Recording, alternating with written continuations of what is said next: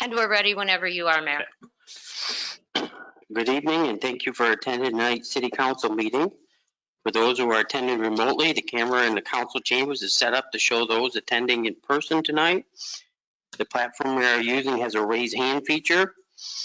You will notice a picture of a hand in the upper right-hand corner. When we reach the point in the meeting where the public has the opportunity to address council, you can click that button and be given your opportunity to address council. Please stand for the Pledge of Allegiance. I pledge allegiance to the flag of the United States of America, one nation under God, indivisible, liberty, justice for all.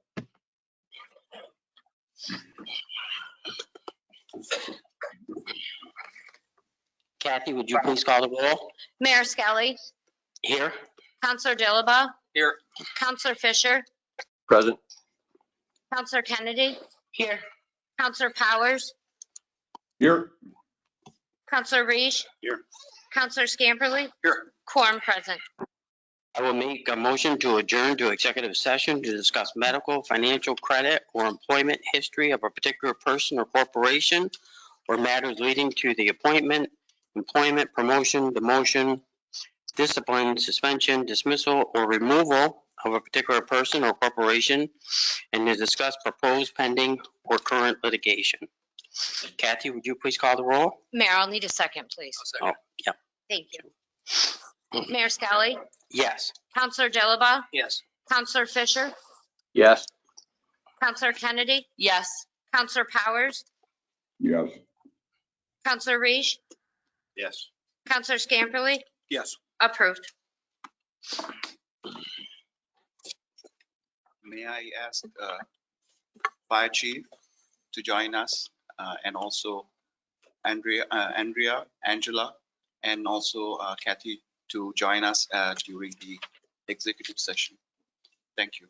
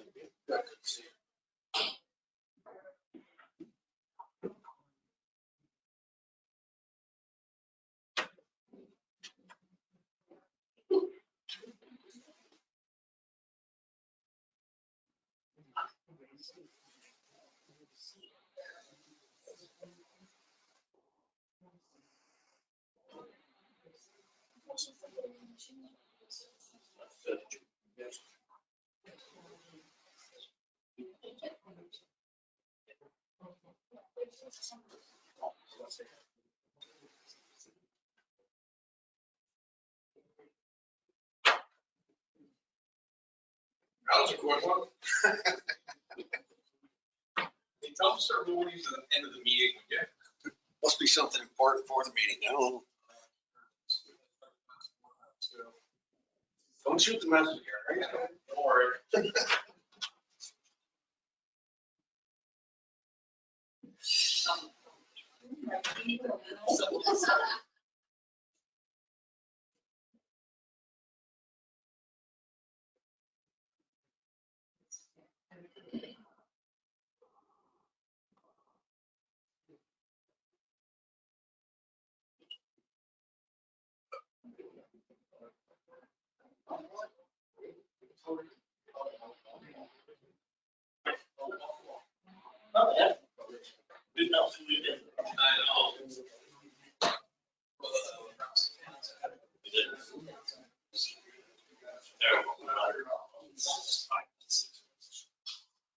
We missed the best fight. I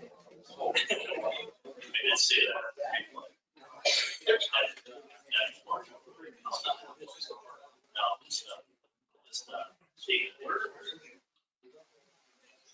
Everyone else.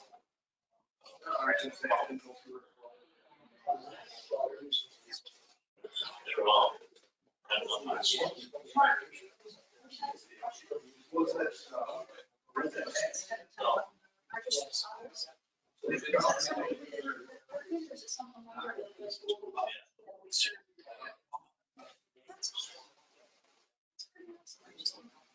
we felt that.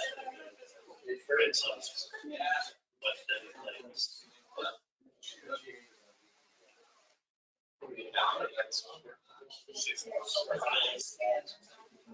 They call it just blind. You saw the meeting over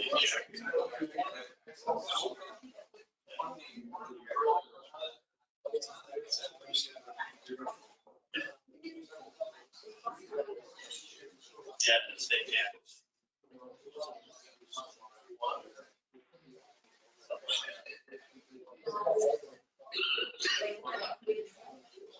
Yeah.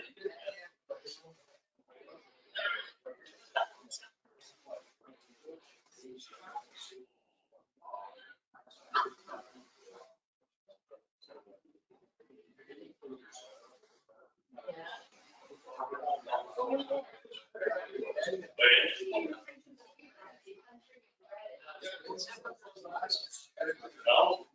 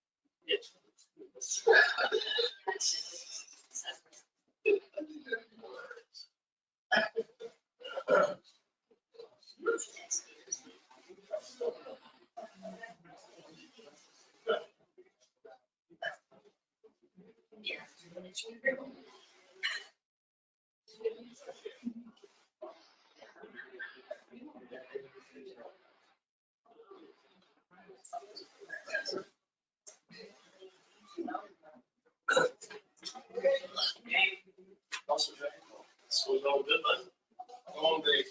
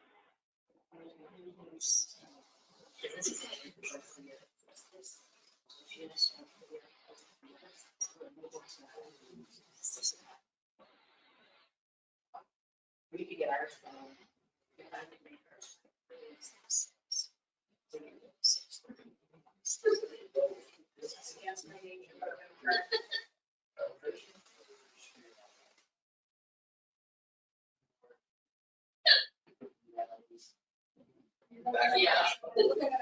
Yes.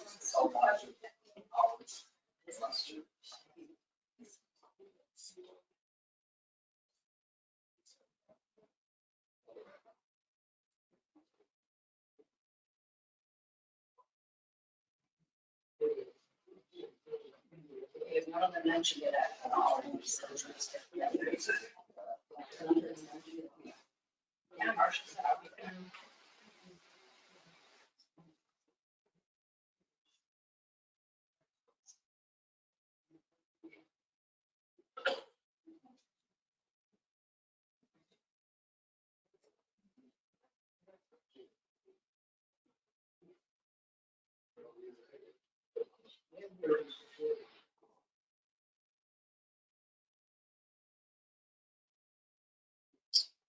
So you can't move your little later.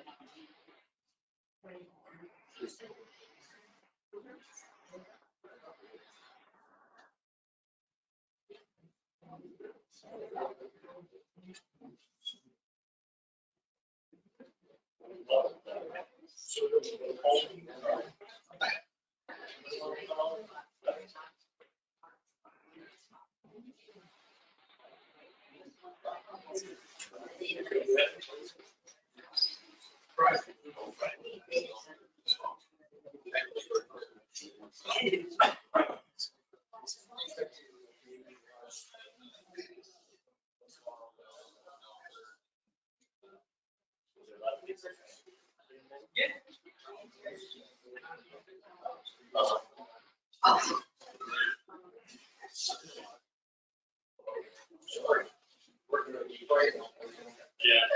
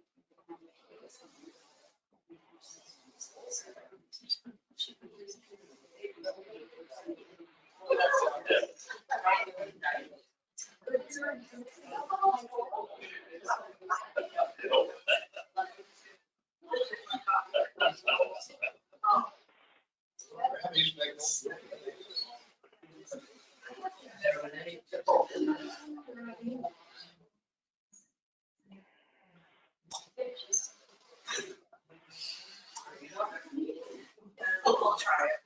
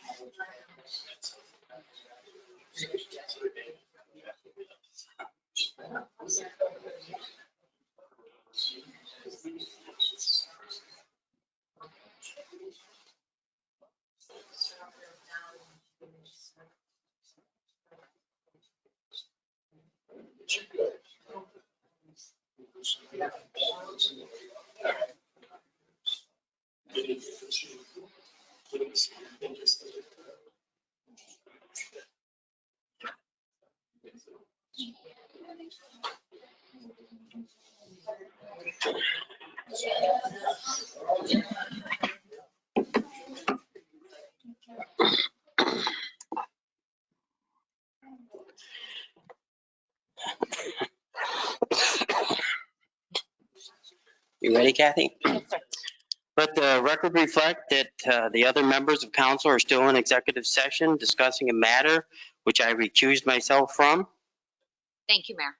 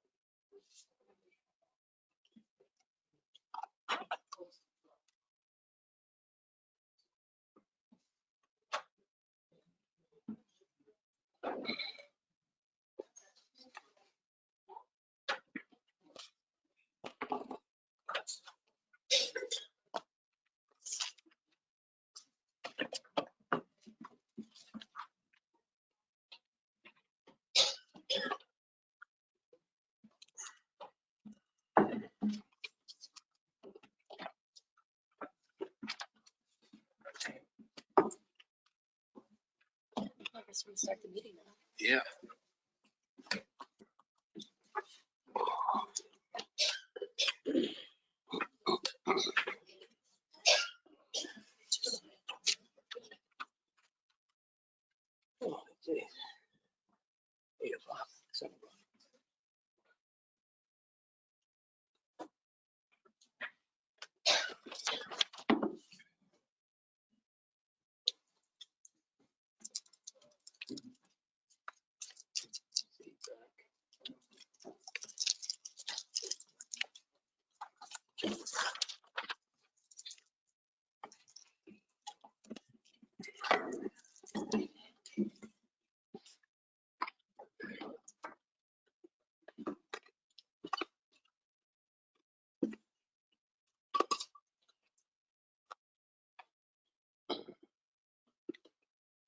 Let the record. Mayor? Yep. I'm sorry to interrupt. We have to wait for one other member to return. Oh, yeah. Sorry. I'm used to waiting for the ones on video. Both Counselor Fisher There we and go. Counselor Powers have returned. There we go. Let the record reflect that upon returning from executive session, all members of council are still present. We have two presentations tonight. The first is regarding the citywide reevaluation.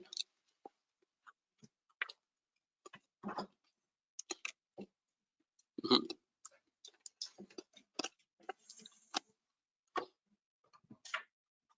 don't know if there's an extension on this. Oh,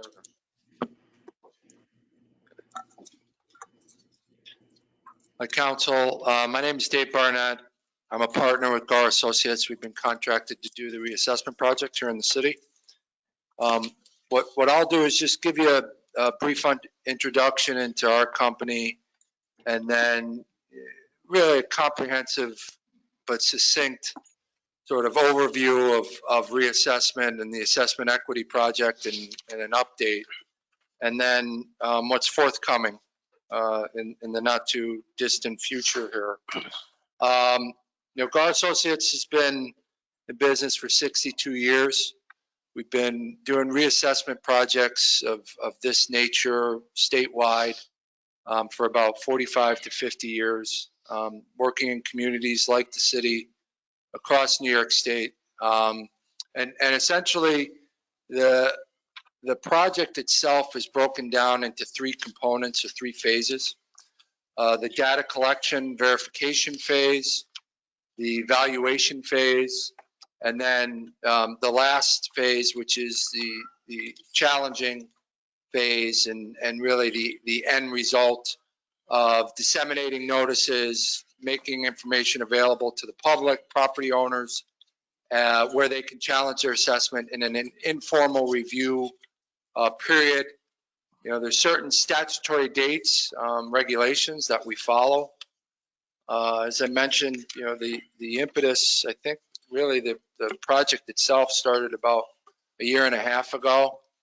As I mentioned, the collection and the verification really ended with what we call a property inventory survey mailed out to property owners, asking property owners to verify the information. That's before we even looked at a sale, looked at a value, any of that.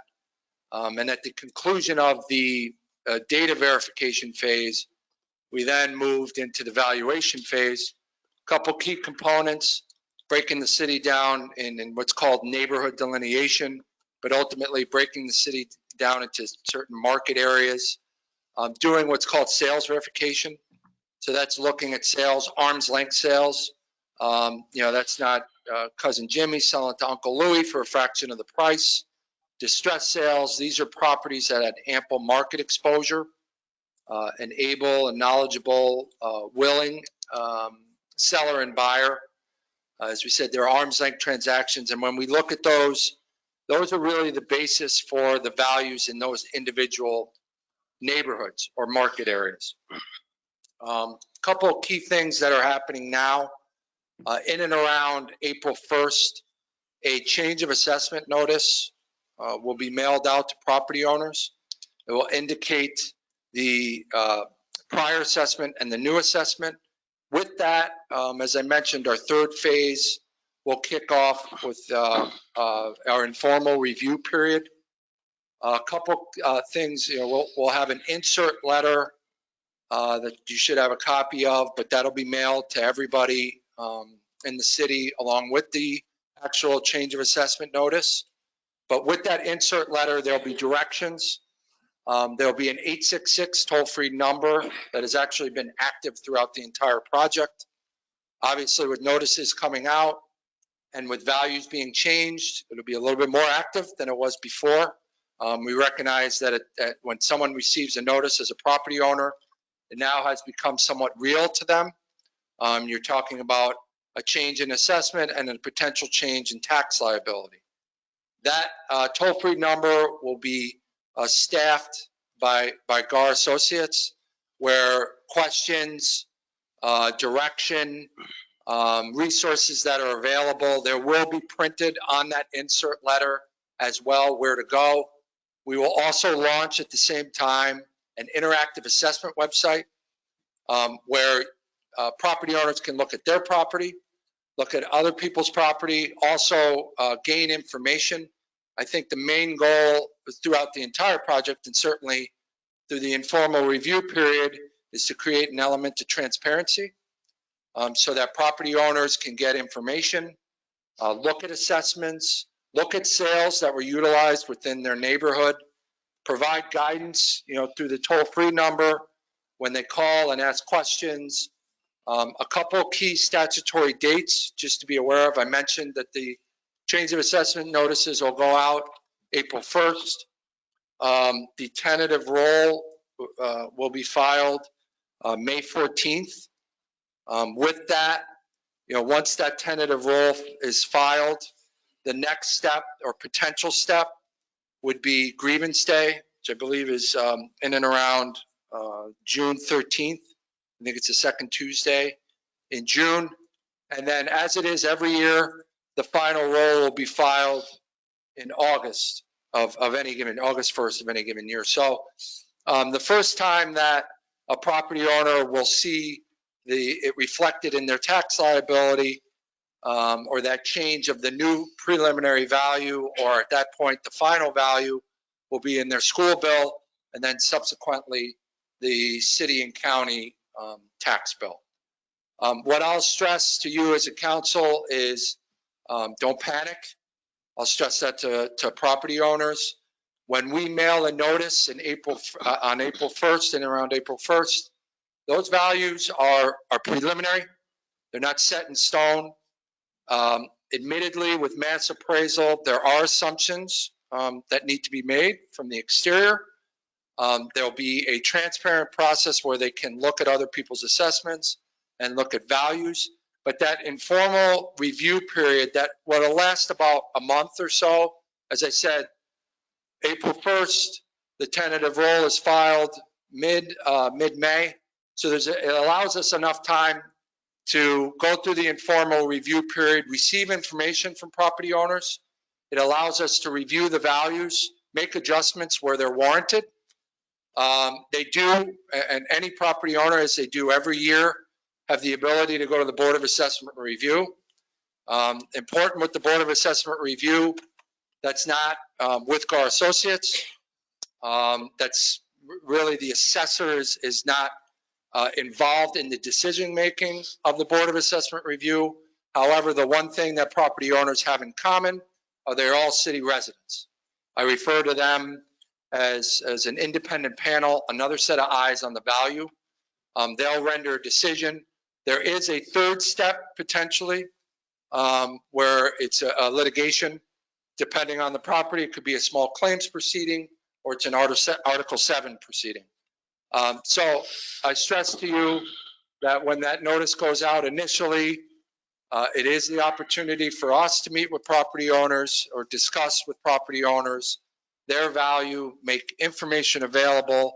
There will be reductions that are warranted, that are granted. You always have the second step as the Board of Assessment Review and a potential third step. As you know, as you do every year, this is no different. There's just that informal review period. One thing that I should mention, I think since about 2001, the city has been maintaining their assessments at 100%. It's important to understand that there's nothing mandating any municipality to carry their values at 100. What is on the books is a uniform percent of value. So whatever that equalization rate, as I mentioned, it was pretty much 100 until last year. You dipped to 96%. So you're not at 50 and you're going to 100. There will be increases. Okay, there will be properties that may not actually be at 96. There will be some decreases. This is a way, and any assessment equity project is a way to make it parcel specific. So you look at each property, and that's really the goal of any project, but certainly here in the city, was to get the information correct on properties, look at everybody individually for whatever type of property they have, where they're located, and develop a value and give property owners the ability to challenge it if they choose. There are people that get it, and you know, a couple of scenarios is that they get their value, they agree with it, it's in line, there's no further action that's needed. This is not a way for the city to raise revenue. Okay, it's revenue neutral from the standpoint that the pie is the pie, the budget's the budget. Okay, the function of the assessor anywhere in New York State is to develop the value. Now, we also recognize that people are going to wonder what they have to dip into their pocket, what their tax liability, but we do not control the budgets. The budgets are going to be what they are. The pie theoretically will get bigger. That drop proportionately to the tax rate will be dictated by the budget that has not yet been established, but will be. As soon as we mail that notice, the change of assessment notice, the total taxable value is a moving target. Because as I mentioned, there'll be reductions through the informal review. There'll be reductions through the Board of Assessment Review and litigation. But the one thing that GAR is responsible for is the value. And the one thing that we'll concentrate on is making sure that it's fair and equitable. Ultimately, the goal is fair and equitable assessments. We profess that we don't know everything. There are extenuating circumstances with every property, but that's really where the informal review period allows property owners to engage and challenge their assessment informally.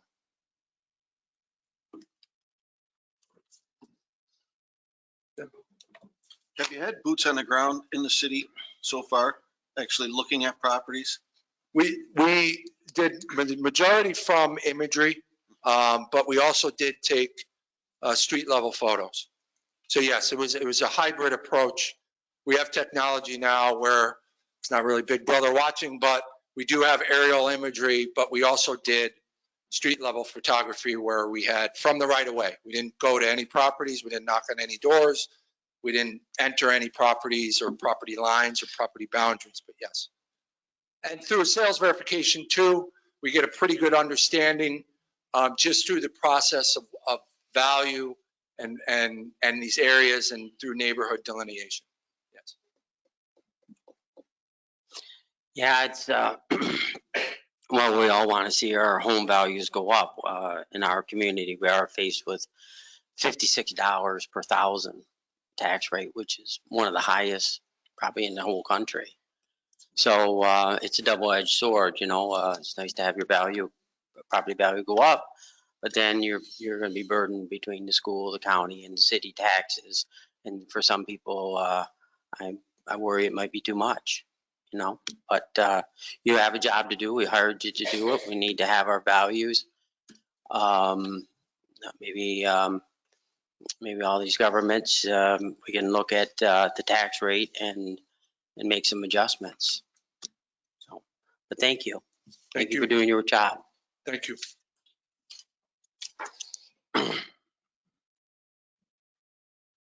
Next is a cost analysis of the fire department.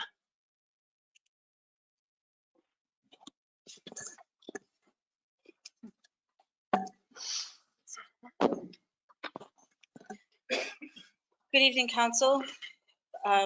Myself, along with Fire Chief Kenstel, has done as asked, and that was to prepare a 10-year analysis of the staffing costs within the fire department. The first slide that you have, and I'm not sure, Kathy, if we have the ability to put this on the screen, or I can just walk through them. It's fine. There were handouts they in were all the back handed of the room. Thank you. I'm sorry. The first slide basically is not a new slide to council. This has been presented on several occasions, which shows that the staffing levels of 17 is unsustainable, 21 is considered the most cost effective, and 25 would be ideal. Ideal in the sense that we would meet several contract provisions that are not currently being met. So turning on to the next slide, which is titled the Union Contract Staffing Clauses. There's two clauses that are dictating the cost within the city. And the first one is your minimum staffing clause. That calls for 4 shifts. So we can't do a 3-shift operation. It has to stay at 4 shifts. And it also calls for that shift to be staffed at 5 employees per shift. Currently, the 2023 budget was built on a 4-man assigned shift. So the city is currently paying for that 5th man through overtime. That comes at a salary cost to the city of $455,000. That's round the clock, 24/7 overtime. That's for calendar year 2023. That is correct, and that is based on an average overtime rate. The second clause functions independently of the minimum staffing clause. So it takes a look at how many personnel are assigned to each staff. The clause calls for 6 personnel assigned to each shift. We currently have 4 assigned. Every time that number drops below 6, the city is required to pay $3 per hour to everybody on shift. So currently we staff at 4. The contract calls for 6. So every firefighter working on shift gets paid an additional $6 an hour for hazard pay. That comes to a cost of salary only to the city of $199,680. Those 2 provisions alone are salary of $650,000 that the city is paying.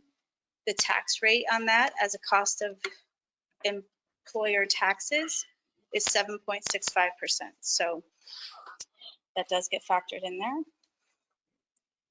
Turning on to the next slide, I just wanted to put a statistic before you leading into this analysis, that the average compensation for an Ogdensburg Fire Department firefighter is $67,580. That's based on salaries, steps, etc. The actual compensation on average that the fire department received in 2022 was $123,745 per firefighter. So there's a gap there. Substantial gap. 191,000. So I'm sorry, turning on, I'm sorry, I'm sorry, I'm sorry. No, I'm sorry. I'm sorry, that's not accurate. about 56,000, I believe. Yeah.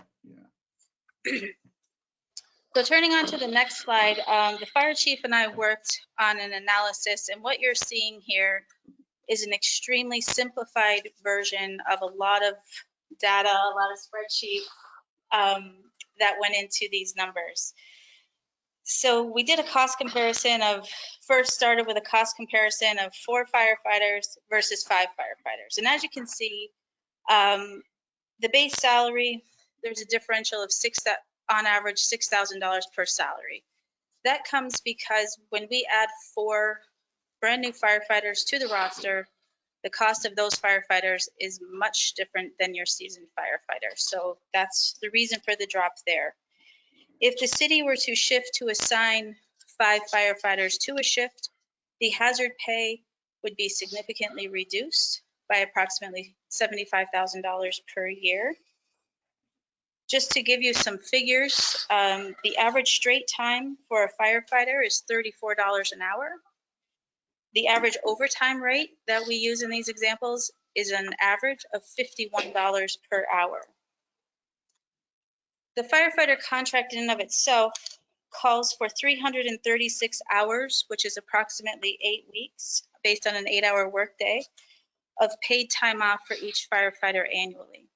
They're obligated to have this time via the contract, and when this time is taken, it also generates overtime, over and above the overtime that the city is currently paying for the 5th man coverage. This comes at an estimated department cost of $280,000.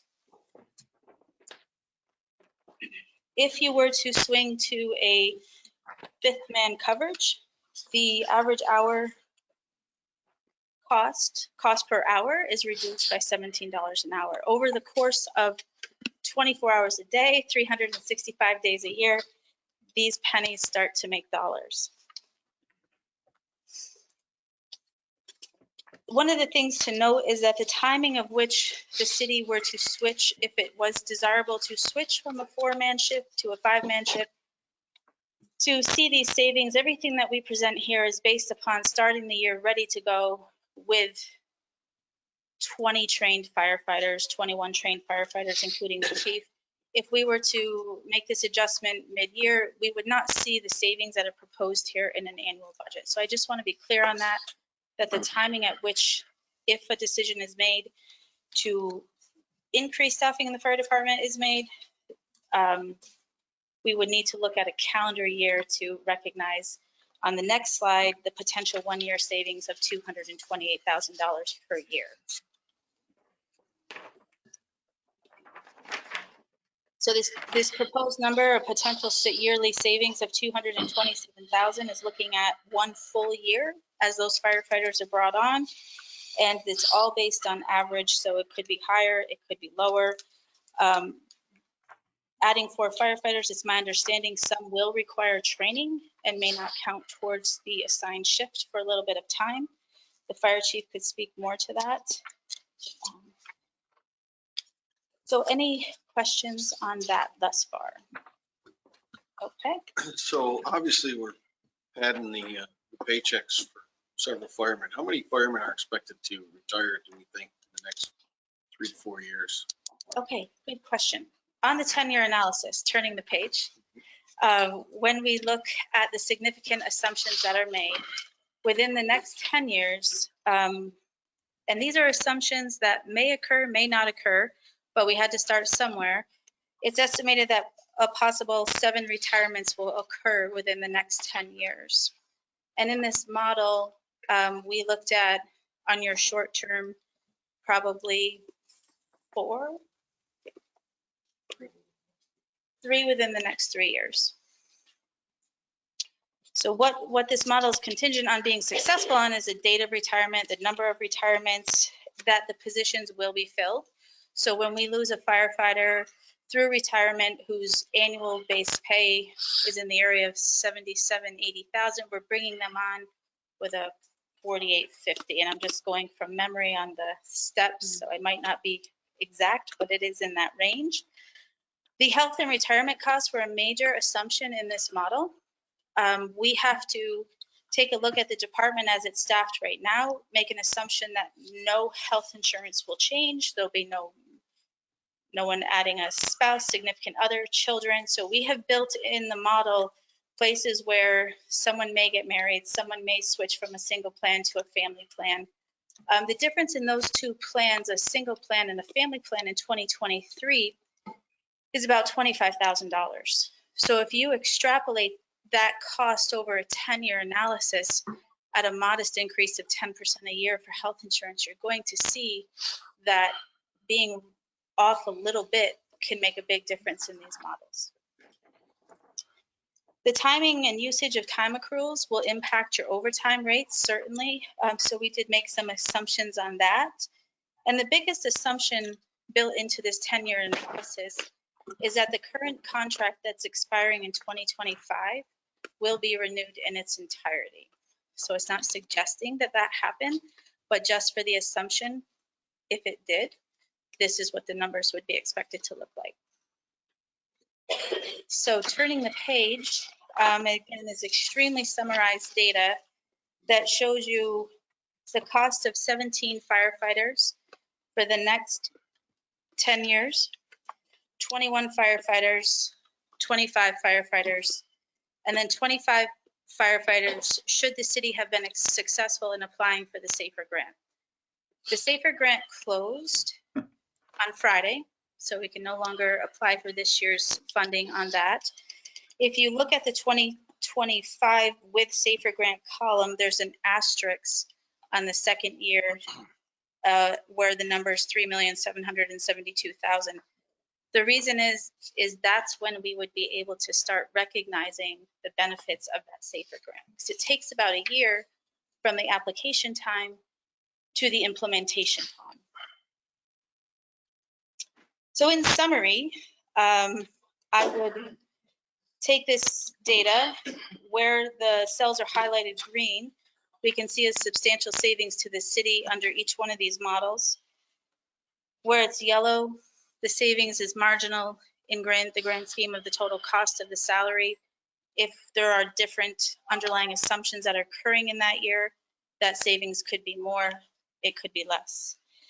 The model of 2021 saves money to the city, the model of 21 firefighters saves money at the city every year but the 10th year. That's about your break-even year, but again, assuming the perfect stars align from what's in the analysis. The 25 firefighters is really a temporary fix. It is not sustainable long-term. The cost will rise higher than if we were to stay at a 17 firefighter roster. And I would say to you with the SAFER grant, it's only going to buy you a short amount of time. Once that grant runs out, the city will absolutely need a different plan. And I would suggest probably not maintaining those 25 firefighters.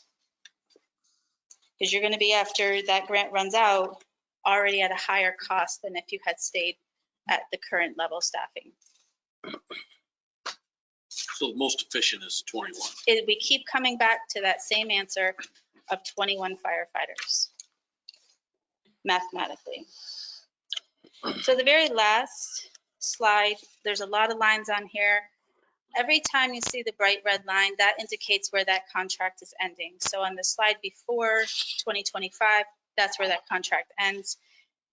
This one is done vertically. You can see where the contract ends. The two lines that I think are most critical to look at is the black line, shows the costs going up over time, which we would expect.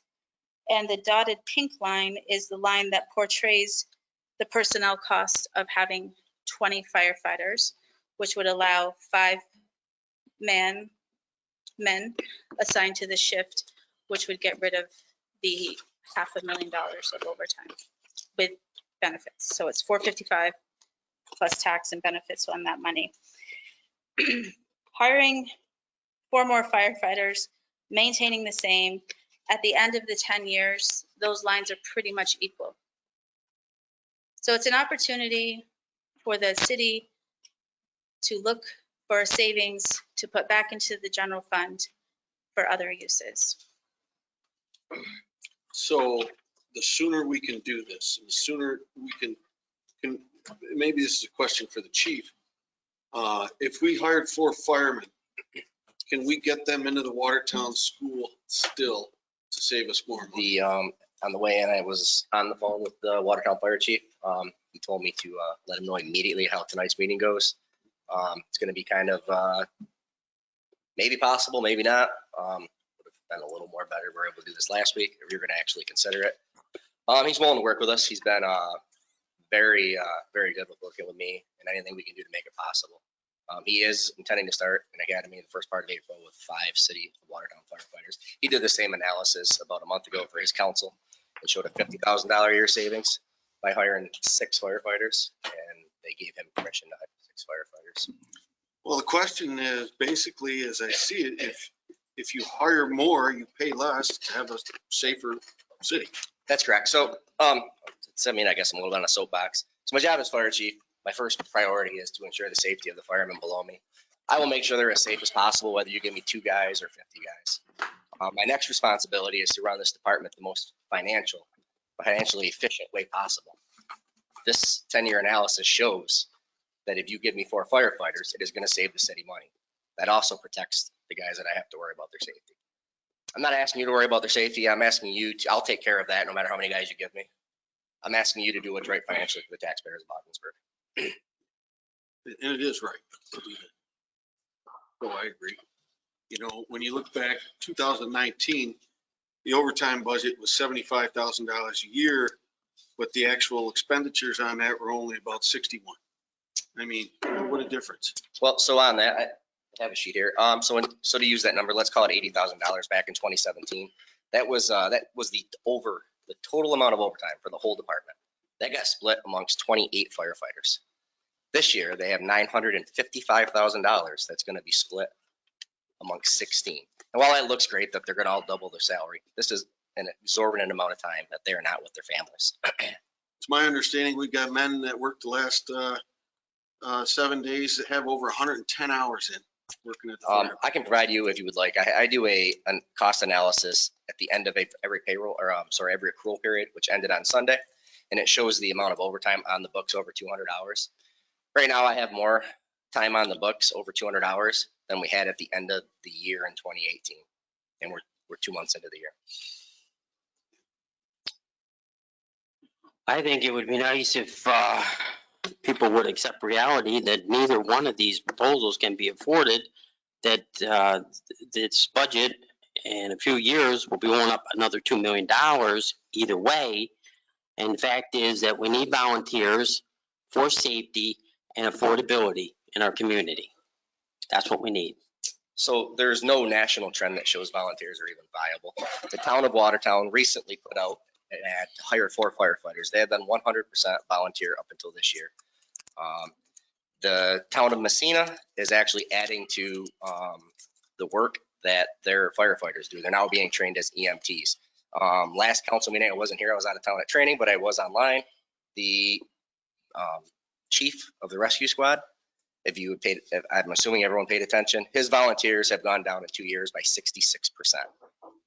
Volunteers is a dying breed. I don't know if it's generational, but to think you're going to start from scratch is, it's not, in my opinion, is not realistic. Well, we have to try because we can't afford $2 million more down the road.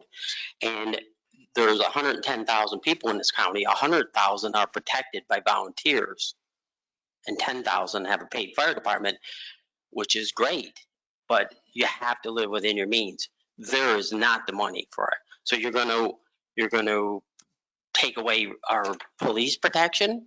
I mean, I think we can all agree that's important because you can't afford both. So to honor the contract, at least for the next 2 years before it's up for negotiations, there's a savings by hiring, which would actually give money to hire DPW or police officers. And I believe, I'm not a lawyer, so I guess we would have to get a legal opinion on it.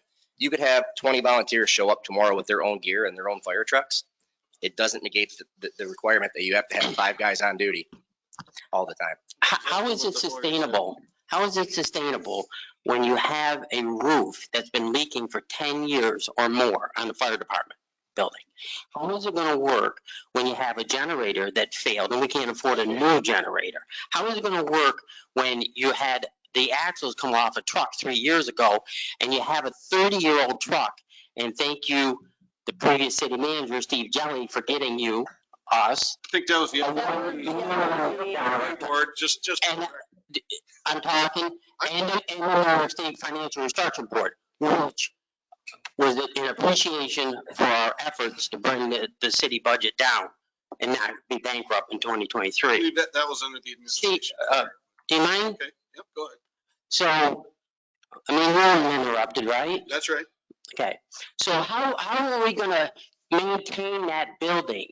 Get a new generator, update our fire trucks, and then have increased costs of $2 million. So we're up to $5 million in the fire department budget, and we have a $12 million budget for the whole city? How's that work? But it's actually a decreasing cost. You're saying. Only for a short time.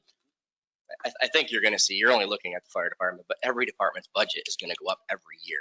It's just the way all the contracts are worked. So I am open to any suggestions you can have to give me money to run this department differently. I have done all I can do. The only thing I can do is, in honoring the contract, is I need bodies.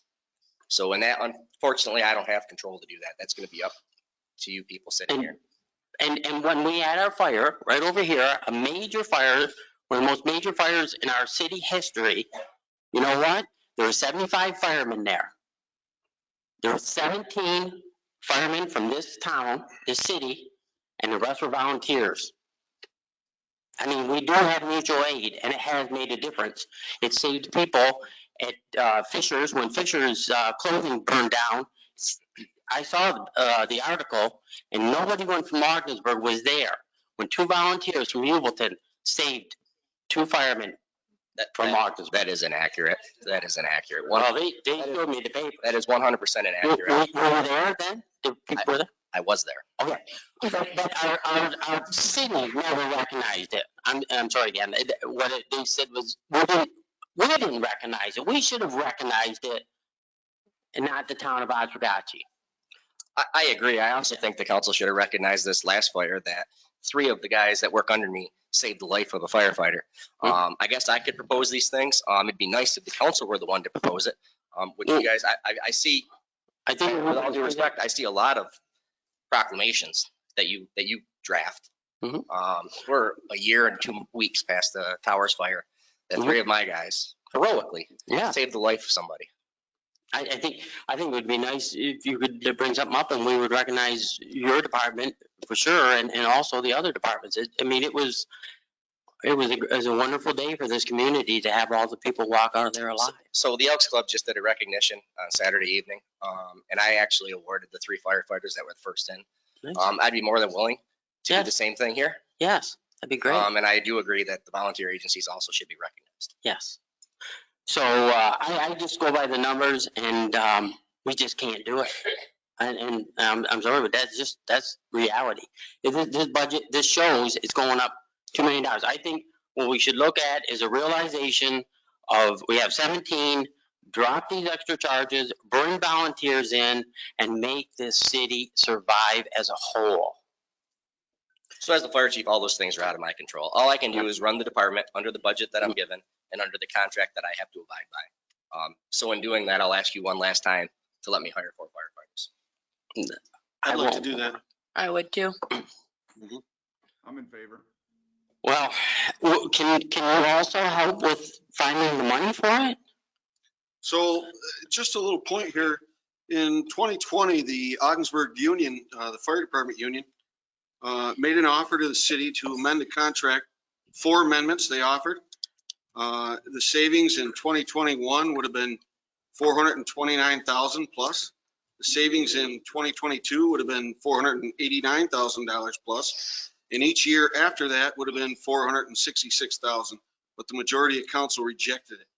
That's about a When were they? million and a half. When were they? Excuse me, I'm talking, right? Well, we just want to know where they are.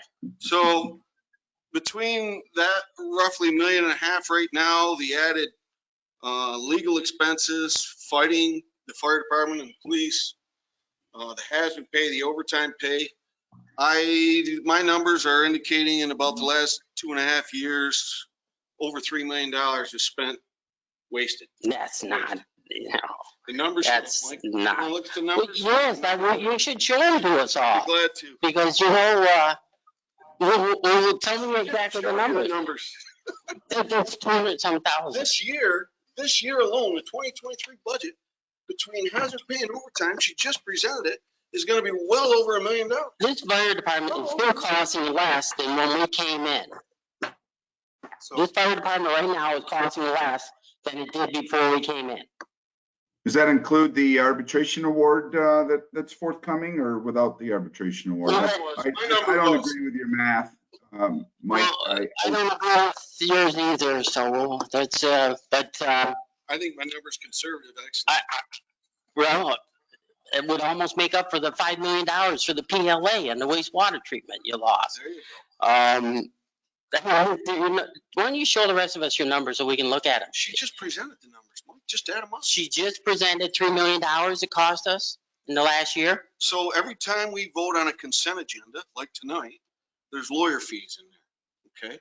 So I break it down between the labor attorneys for this one, the labor attorneys for that one, everything else. You're looking at about an extra $300-some thousand compared to what we normally have. Then when you take the No. offer, yes. Then We when have you $200,000 in lawyer I've fees been this keeping year. track. I have it. Yeah, 100,000 when we came in. It's all in the agendas. Okay, I've been doing it since Steve Jelly got here. You look at the savings that the fire department offered, turned down, and you look at the overtime that was just presented and the hazard pay, and I'm pretty sure $3 million is probably. Oh my God. I was never presented with any kind of. Yeah. I don't know where you were or where you. Is this Every down there? consent agenda lists the attorneys. The offers. I'm talking about the Oh. What settlement. were your offers?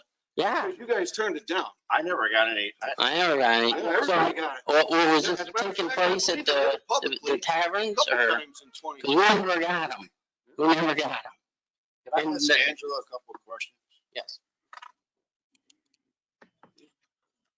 Here, pass that down to Mr. Reese.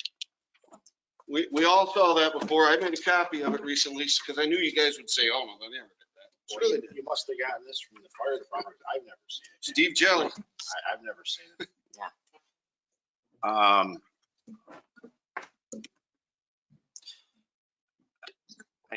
I guess sometimes we don't see the forest for the trees, I guess is No, my. I think what happened is, John, please. yeah, sorry. I just, I love this community and I look at this diagram and I wonder who exactly is going to pay for this? I mean, it's so striking to me to see the increased wages and the projections and going from 3.9 million, which really blew my mind this year, that it was even $3.9 million in our biggest department. Yeah. And now, you look at this graph and it's 6 million in 10 years. And we collect $4.5 million in property tax from people in this community. So where's the revenue coming from? And it's kind of a rhetorical question, Angela, but this is my concern. I can't fathom, these kinds of increases for one department and not having an impact, a massive impact on the tax rate. And we live in a poor community that, you have a lot of senior citizens on fixed incomes. You have a lot of poverty. I mean, the numbers are striking. You just had a prison close with 300 jobs. You lost 200 at United Helpers. you have a hospital, which is another community asset that's going to make a major decision in the near future and is already reduced. And I just don't know where the jobs are or the people are and where the downward trend in this community is going to stop with these kinds of contracts and these kinds of decisions. I can't fathom it. I mean,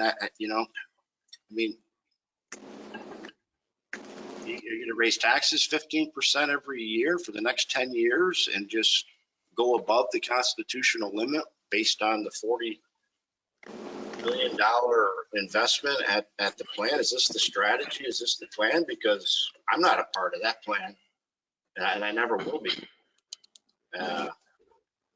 So my suggestion would be to form a committee, a negotiating committee, 3 members of council, before we do anything, think rationally about this and sit down with them. And I realize they won't give up $200,000 in hazard pay. No way, that's not going to happen. People are going to pay for that, even though it's not necessary, in my opinion. I think the police should have hazard pay. Yeah. They're the ones that are a hazard. And we're jeopardizing the other departments too. It's already impacted them. So we should have a negotiating team, and we should meet once a month until the end of the year, report in September or October, and come up with a new tier for new hires. Okay, you guys are safe. You guys, don't worry. You got all your money. Everything's fine. But I'm talking about new people. The new people that come on, getting a different salary and a different contract that people in this community can afford. That's what I'm talking about. I think Angela just showed you that too, that they are on a different tier. We negotiate that. That was one of the deals in the last contract. We negotiate a much lower tier at the beginning. Yeah, Dan, it needs to go a lot farther than that. They were given 24% pay increases in that last contract. So that weighs in there too. So to comment on your question, Councilor Resch, the red line there defines council's point in time that they have to make a difference for the city's future. This contract expires in 2025. There needs to be, the information is here that there's a warning light at the end of the tunnel, that this will not come without added revenue. There's no way. So the council's moment in time, you're fixed by this contract until 2025. Might not be the popular answer, And but that's why real. But 2025 Oh, is the point in time to councilors, make a we have difference for the background future. noise. Sorry, Angel. We have some background noise. If you guys could mute, please. I'm sorry. Go ahead. When these costs go up, other revenues that the city relies on go up as well. So we can't look at this as that the revenue is going to be stagnant. Property taxes is certainly on the table, but however, consumer spending, the price index on that's going to go up over the next 10 years. One of our largest major revenue sources is sales tax. So we can't look at the increased cost in a department without looking at somewhere revenues are going to raise. Economic development is an initiative of every council at the city of Ogdensburg. It is imperative that we work towards economic development. Yeah, I don't know why we don't talk about economic development.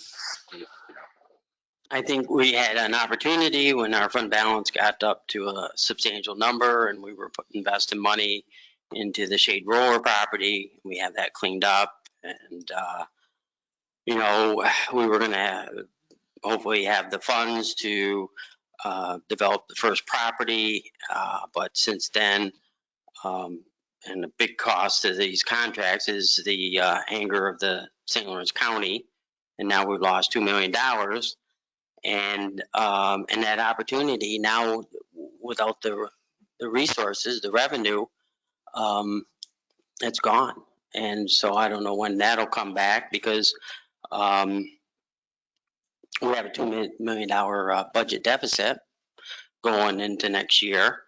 And so that's going to deplete our fund balance and the money, the opportunity to develop that first parcel of land that I think once developers saw that property and saw what the possibilities of our riverfront, that I think they'd be flocking here, and we would have homes and condos and apartments built on our shorelines that would bring the revenue, not just for the city, but also for our school system, which has a huge budget and also needs to increase the number of children in the school and the classes and graduating. Yeah, the opportunity has definitely been missed for this time. So staff is asking right now to hire 4 firemen. That was the purpose of this presentation. So that by the time we get to 2025, we know we're going to have retirees that will replace them. We'll be back to this original number. But meanwhile, we can save the city $200-some thousand a year. And so that's the point here. Any decision not to do that on the anticipation that we know we're going to get retirees is simply, it's intentionally trying to ruin the city's coffers, what little coffers we have left. As far as I'm concerned, we need to hire 4 firemen ASAP. Those coffers were ruined from November 2019 to January 1st, 2020 with these contracts. That's nonsense. what ruined the city. By 7 people with bitter rates. Contracts saved this city a lot of money. Yep. A lot of money. Yes. Mike? When you want to talk, it's coming up, presentation. It's coming up, but presentation's coming up and you'll speak then. We're having a conversation. Mike, can I have the floor? Oh, yes, Steve. Okay. No, I appreciate the 10-year analysis, and it just proves the point. But, you know, it's a lot of assumptions, basically guesses, and the retirements you don't know.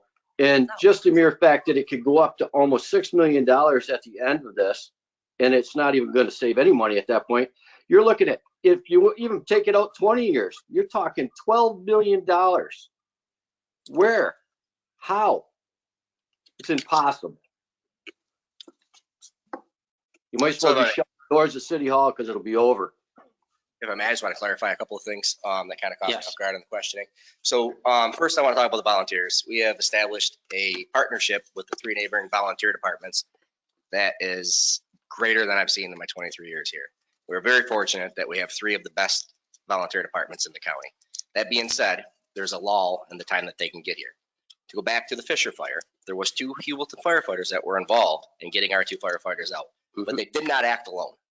So if any of you would like the information on that, I am more than willing to give you that. And to Councilor Resch's point on this negotiation team, currently the contract calls for a starting pay of $38,000. You could go to McDonald's and make $31,000. Also, anyone hired moving forward is a different tier in retirement. They pay a portion of their retirement. Also, upon retirement, unlike some of the senior members, they pay a portion of their health insurance. So the negotiation that you're talking about are all great ideas, but they've already been done. Thank you. The fact is that, you know, we can afford 17 without these perks. And maybe we could look into bringing our residents to volunteer at our mutual aid fire departments. And then they would be right here in the city. They could go directly and support our fire department through the mutual aid. So again, I think where there's the confusion lies is in the event of these fires such as the towers, the Fisher fire, they are very labor intensive. So you absolutely need a magnitude of firefighters. 17 is nowhere near enough. Mm-hmm. The contract calls for the staffing on a regular basis in the initial response. That isn't going to change with 100 volunteers. So there's no cost savings by incorporating volunteers at this point without the union consenting to it. And Right. again, this is just my opinion. I don't have a legal opinion on this. Right.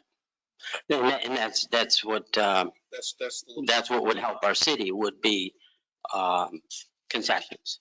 It's concessions to move the city forward, to help develop the city and increase our revenues where we could afford all the departments. And I do believe, on Counselor Fisher's point, as far as we don't know about the retirees, I do know for a fact that 2 are definitely leaving.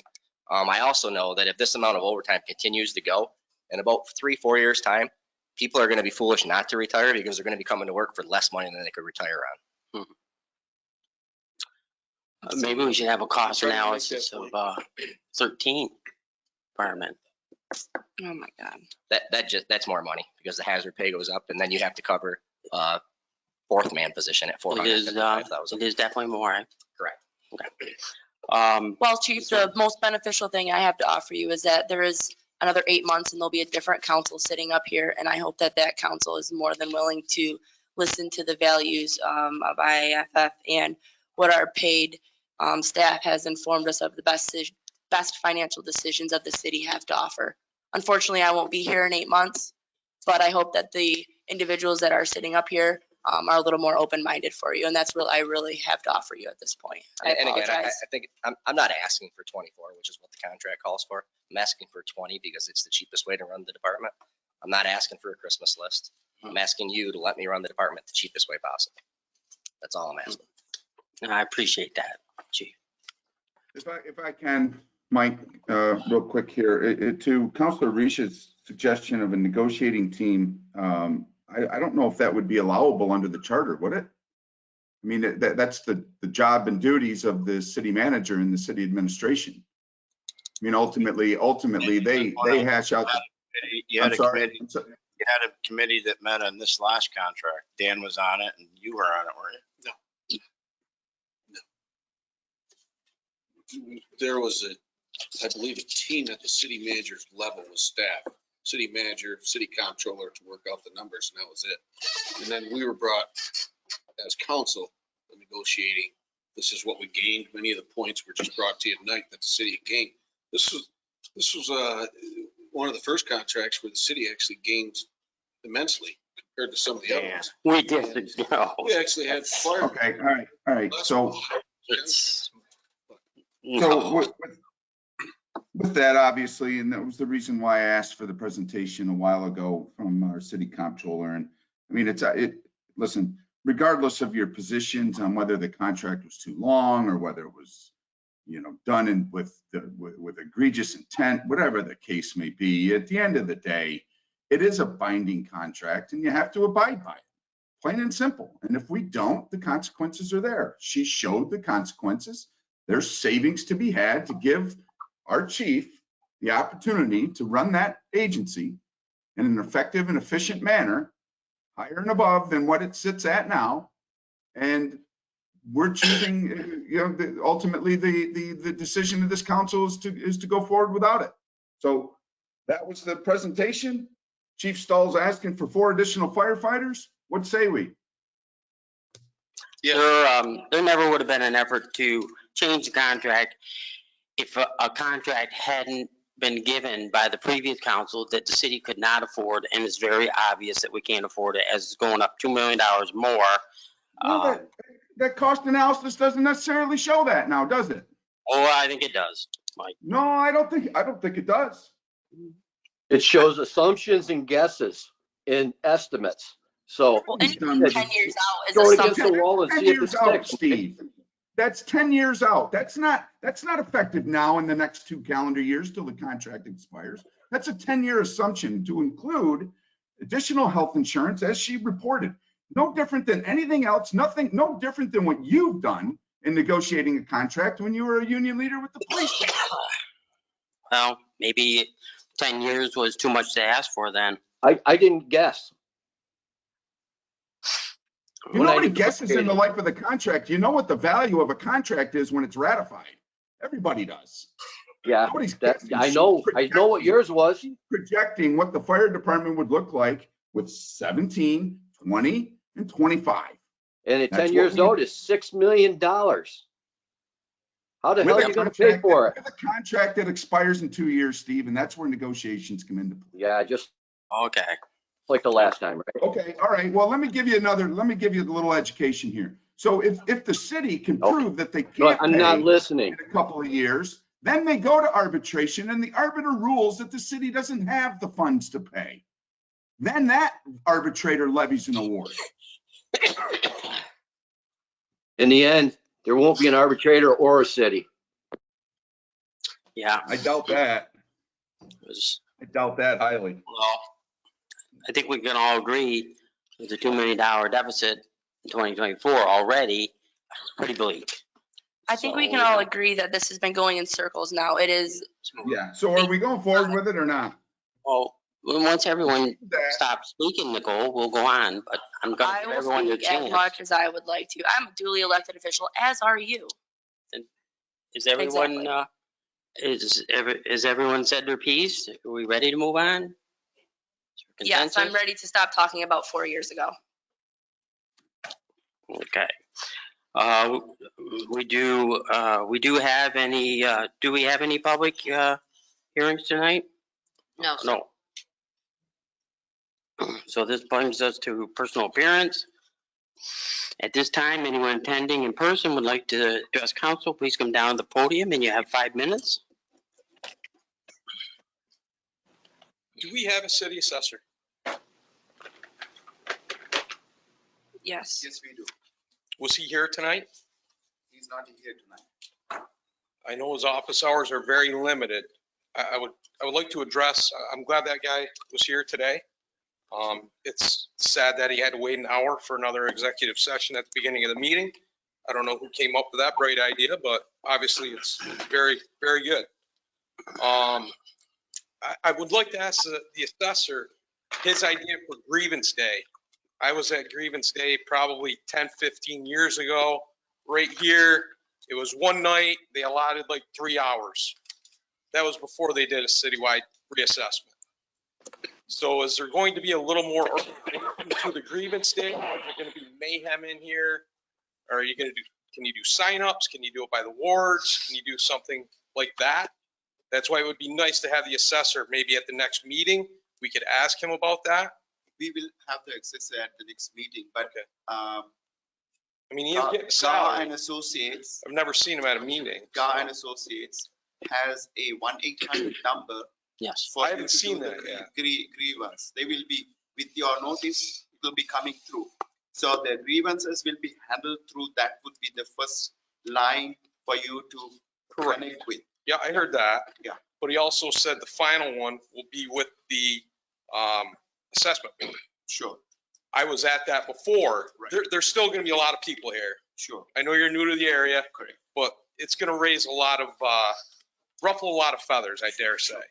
So we need to have a plan so that there isn't 1,000 people jammed in here for a 2-hour meeting. It's never going to work. And there's going to be a lot of pissed off people. So. Thank you very much for that observation. I definitely will be taking that So, into consideration. And also I will have the assessor address you at the next council meeting. Okay, that'd be Which is great. going to be on the Thank you. 27th, I'm sorry, 27th. Okay. Secondly, I'd like to know the waterfront redevelopment that was discussed in the banner back and forth, which quite honestly, as a taxpayer and somebody who has come to a lot of meetings, listened to a lot of meetings, you guys going back and forth over what was signed 4 years ago, what wasn't, who had a role in it. It doesn't matter now. It was signed. You think we're getting sick of listening to it? Do you? You told me to I sit think, down. Are you I gonna think, hand I it? think we'll speak what we want to speak and have the conversations we Okay. want to have, so. So anyway, getting back to the waterfront redevelopment, the $100 million redevelopment that was approved by council. Was that a realistic redevelopment or was the other proposal a little bit more realistic? You know, the 10 to $15 million investment and then building on from that. I mean, you're saying you don't have any money for redevelopment. That was already cleaned. Otherwise you wouldn't have granted that. Correct? Correct. So it's ready to go. It's not ready to go. There's infrastructure to put in. That's what developers do. We're going to pay for their infrastructure. I mean, the guy had $100 million. I mean, throw a little water sewer in there. Are we paying for the roads? Is that the plan, or are you going to let us in on it? Let you in on what? There is no What we're paying development down for there. with that development? Well, you said, I think Dan knows more about it. Dan has conversations We did have Outside. grant money for infrastructure. I'm not sure if it's still in existence or not. There was a timeline. So really the redevelopment's dead in the water right now. As far as I know at this point. All right. Well, Is there anyone else like to speak? Just quickly to build that and build on top of what Mr. McRoberts just said. You know, sitting up there, everyone sitting there has got to be honest with the public. You knew, we all knew that there wasn't going to be any development on that riverfront unless we got the $10 million grant. You just said nobody's rushing to the city. If we'd have got $10 million grant, they'd have been all over it. Okay, we had this big development come in supposedly at the Diamond National. What happened to that? Okay, we didn't get the money, and the same thing's happening on Main Street property, and you all know that. Getting back to the big deficit, all right? You can blame a 2-year contract, a 6-year contract, a 4-year contract. I don't care what the years of the contract is. You guys have to take some responsibility for the position we're in. And sit there and say it's everybody else's fault. Okay, that's pretty easy to do. Okay, but your previous city manager sitting here sold you guys a bill of goods and you bought right into it. Okay, and now you're in a position. I'm speaking, Mr. Skelly. Well, you're not telling the truth. No, Don't interrupt him. He's not Listen. asking a question. listen. I'm not going to accept untruths about them. You No. you got a lot of nerve to sit there and talk about somebody saying untruths. Oh, really? Okay, now, okay, the biggest thing is, all right, he sold you a bill of goods. All right, we're doing away with the fire department. Everything's going to be good. We're going to cut taxes in this. Now look at the jam you're in. Look at the jam you're in. You guys helped cause that. He got us to a $6.1 million fund balance. We lowered taxes 20%.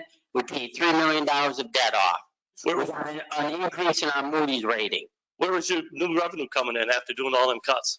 Where was your revenue? We lost $2 million of revenue in sales tax. Whose fault was that? You're going to blame that on the county, but you had something to do with that, Mr. Skelly. Oh, I did. I gave you all the paperwork, and I never saw you.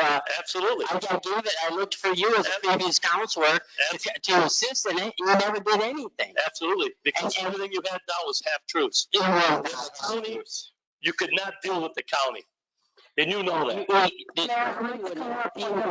Angry. They were angry. I'm running this. The county would not deal with us because they were mad over those 6- and 7-year contracts and the cost to them. That's why the county wouldn't deal with us? Yeah. That's why the county wouldn't come up with a good solution for sales tax? Yes. I don't think you're telling the truth, sir. No, I am. Okay? I'll tell you what I'll do with you. What you want. I'll tell you what I'll do with you. I'll either give you a ride. I'll take you to the next St. Lawrence County legislators. I don't think I'd need a ride with you. And you can tell that. And I will ask the question. risk it because there's too many afternoons in the bar to ride with you. So What did you just say? you heard me. You heard me. You are so Okay, immature. Doug. Oh, you call me a liar, I'm going to tell you, Mr. but I'm not worried about that, I Doug. will be in to see you tomorrow, and there will be a lawsuit here. Okay. Okay? All right? So I hope you feel good about that because Okay. you can't stand up to the truth. Okay. Okay. Me neither. Kathy, for the record, I've called for a point of order All right. several times I to have just continue Next this. person, I Thank think, either John Lawrence or Mike Tooley, or both want to come up.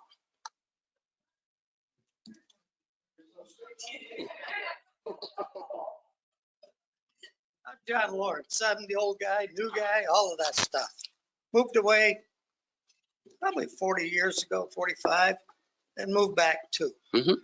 I'll tell you what, it's been a circus since I've been back, watching what goes on. You guys know it, all right? Mhm. How in the blue blazes did you think you were going to get away with trying to violate a contract with the International Firefighters Association?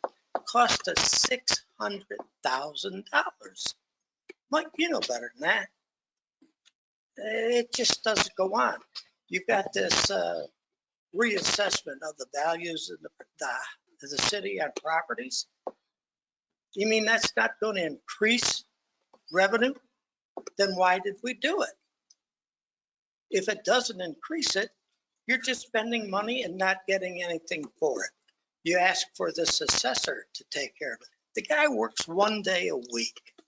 His assessing skills do nothing more than take a look at the real estate transactions in Ogdensburg and assess the properties for what they were sold for. Beautiful. And you're paying him a pretty good salary for 1 day, I would guess. So, how much?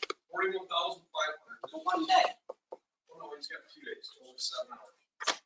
2 days a week. That's his office. And your real estate For the, assessor. for the record, yeah, it was 2 days. I have made him come 3 days a week now. Oh, okay, because when I came in and went for my reassessment evaluation, it was only 1 day.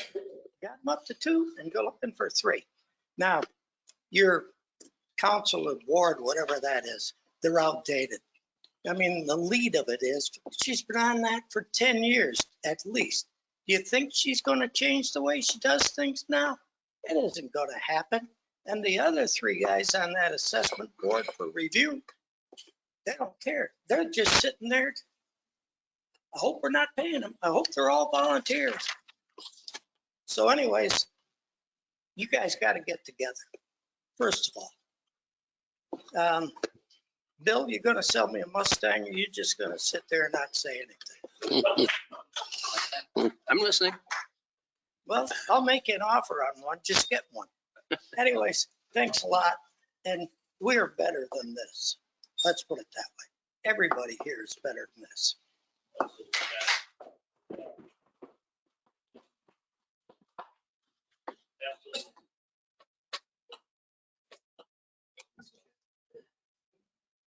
Yes, sir. I believe that Counselor Kennedy and Counselor Dillabaugh may be able to screenshot it. Okay, Andrea, if you could pass those down, he's requested that. Mike, there's a paper going around. I will send it to you on a text message. Someone that can send it to Counselor Fisher, I don't have his phone number, but someone else can. Thank you. Counselor Dillabaugh, thank you.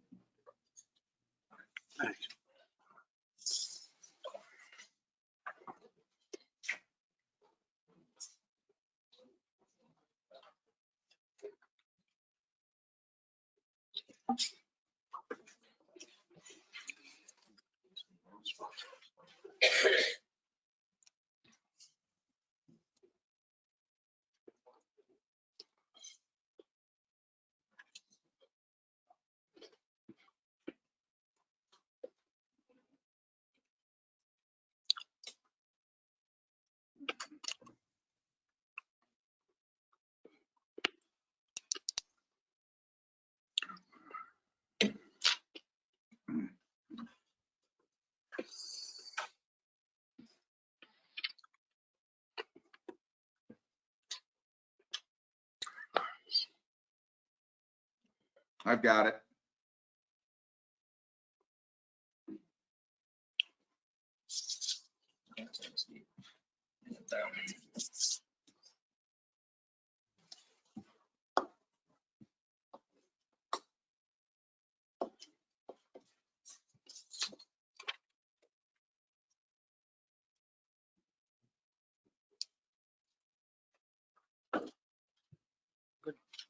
Someone like me to ask Counselor Fisher or someone else? Steve, have you received your copy?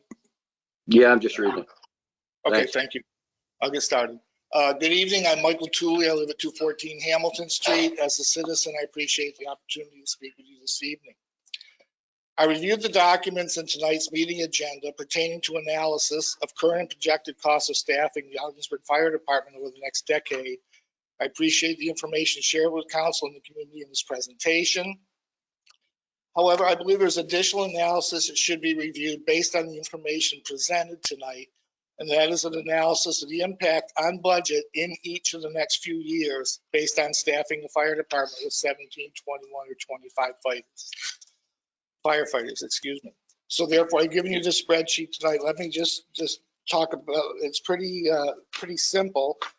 Basically, it shows 4 different schedules, one with 17 firefighters, one with 21 firefighters, one with 25 firefighters, and one with 25 firefighters with the SAFER grant, pulling the numbers down year by year as presented to you earlier this evening.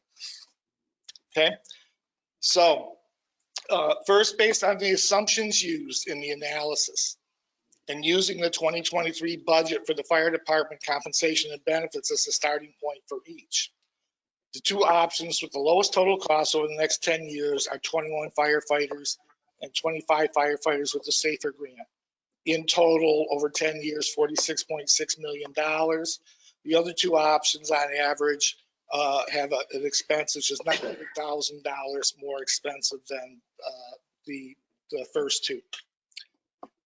While the 25 firefighter with SAFER option is $872,000 less costly than the 21 firefighter option during the years grant funding is received, in that bottom right quadrant, you can see in 2028, the year the grant funding ends, the budget for the fire department compensation benefits increases by $697,000. And in subsequent years, the size of the increase is greater in each year for 25 firefighters than 21 firefighters. So obviously the city would be challenged to balance its budget these years based on these increases. Still in the short term, in my opinion, the 21 firefighter option seems preferable at this time. I think the option should be pursued not only for the short-term financial benefit when compared to the other options in the presentations, but for the human benefit, that being the reduction of the amount of overtime currently worked by firefighters. But echoing comments made in tonight's discussion, an important point to make in looking at these schedules is the significant annual increases in the budget in each year beyond 2025. And every year, for any of the 4 options explored, the annual increase ranges between $200,000 and $300,000. I believe these increases estimated speak to the serious challenges the city will face beyond 2025 in meeting the assumptions of tonight's presentation, one of which being that the terms of the existing contract are renewed beyond 2025. Thank you. Thank you.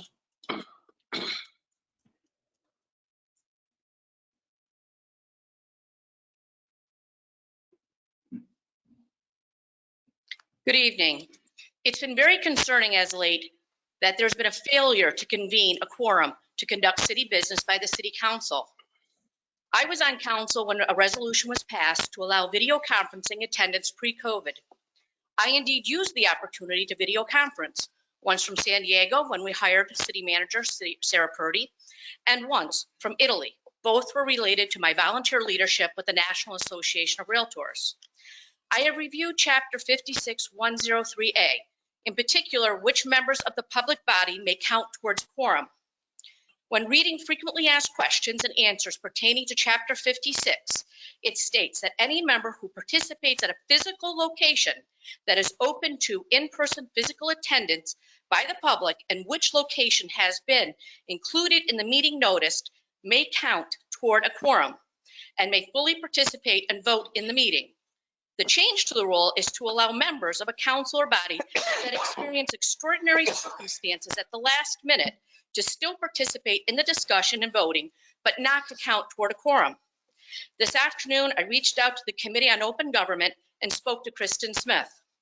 While the intent of Chapter 56 is to allow for members to attend for occasional use, it is not the intent of the law to allow for continued planned absences from the body that member represents. It is not disallowed, but it is not the intent. The intent is to allow for members that need to travel for work or do have obligations that prevent them from attending a meeting occasionally. Further, one of the locations must be easily accessible with the American Disabilities Act, such as City Hall. All locations that are noticed and permitted to be part of the quorum must allow anyone to come and view the meeting in person at that location noticed. If used correctly, the video conferencing is a great tool to allow for a member of council or board to perform their obligated duties. I will note that over 8 years I was on council previously, I used video conferencing twice. Other times I drove from Albany, Syracuse, and other destinations to come home for the meeting and return that same evening. While video conferencing is a good tool, it is not the same as attending in person and being able to participate with our citizens and our public. So I please urge you for the rest of this year, I hope you can get a quorum. And please, I'd be happy to sit down with anyone and discuss or get Kristen Smith on the phone for a conference with that.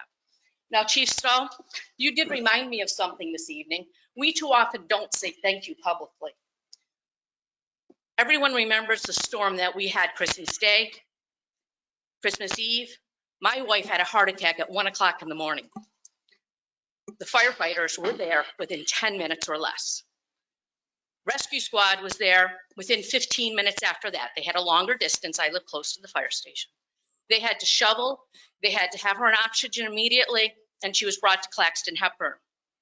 When we were finally able to get to Syracuse on Monday, that doctor said that between what the firefighters did, the rescue squad did in the timely manner that they did that in, and what Claxton did by teleconferencing with their hospital in Syracuse at St. Joseph's, that's why she was alive. She was 3 to 5 minutes away from passing away. So I want to thank the fire department. I want to thank the rescue squad and our Claxton Hepburn Hospital. Thank you. Thank you, Jen. It's,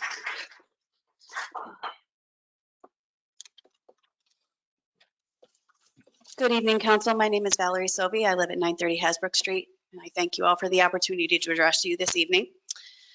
As I've sat here and watched the meeting this evening, I thought back a few weeks, maybe a couple months now, to when the mayor had put forth a resolution and sought to censure Councilor Resch for some comments that he made about another city employee and their job performance.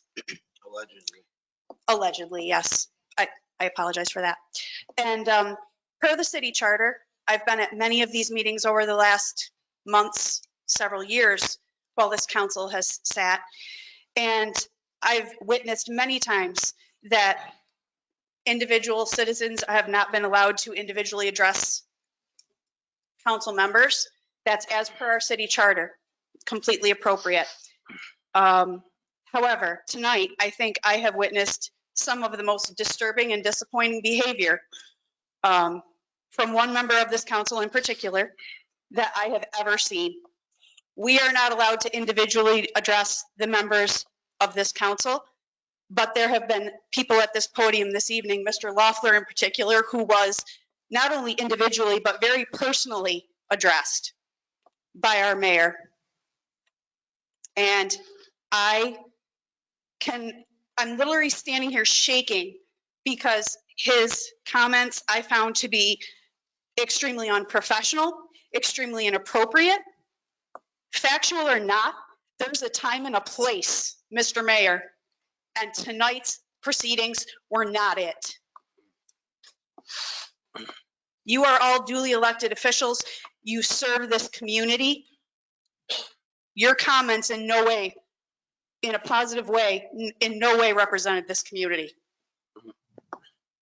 And to our new city manager, it's not my place to do this, but I would like to apologize on behalf of that individual because that conduct, as far as I'm concerned, inappropriate, unprofessional, and completely unacceptable.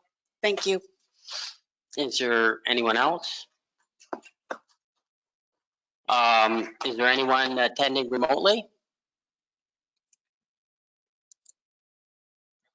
The first individual is registered as Chantel Eller. I will unmute that individual now. It appears you are self-muted.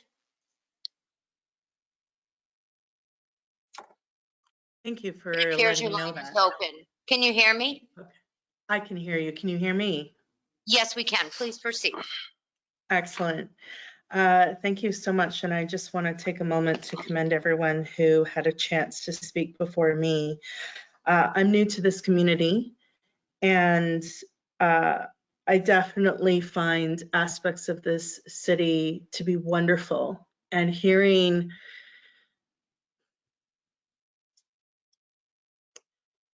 the disappointment and frustration echoed by the citizens here tonight is a bit distressing. I'm also curious to know why there has been no voting on the 21 or 25 firefighters. If it saves the city money and also make sure that the department runs, then why isn't it happening? It makes no logical sense.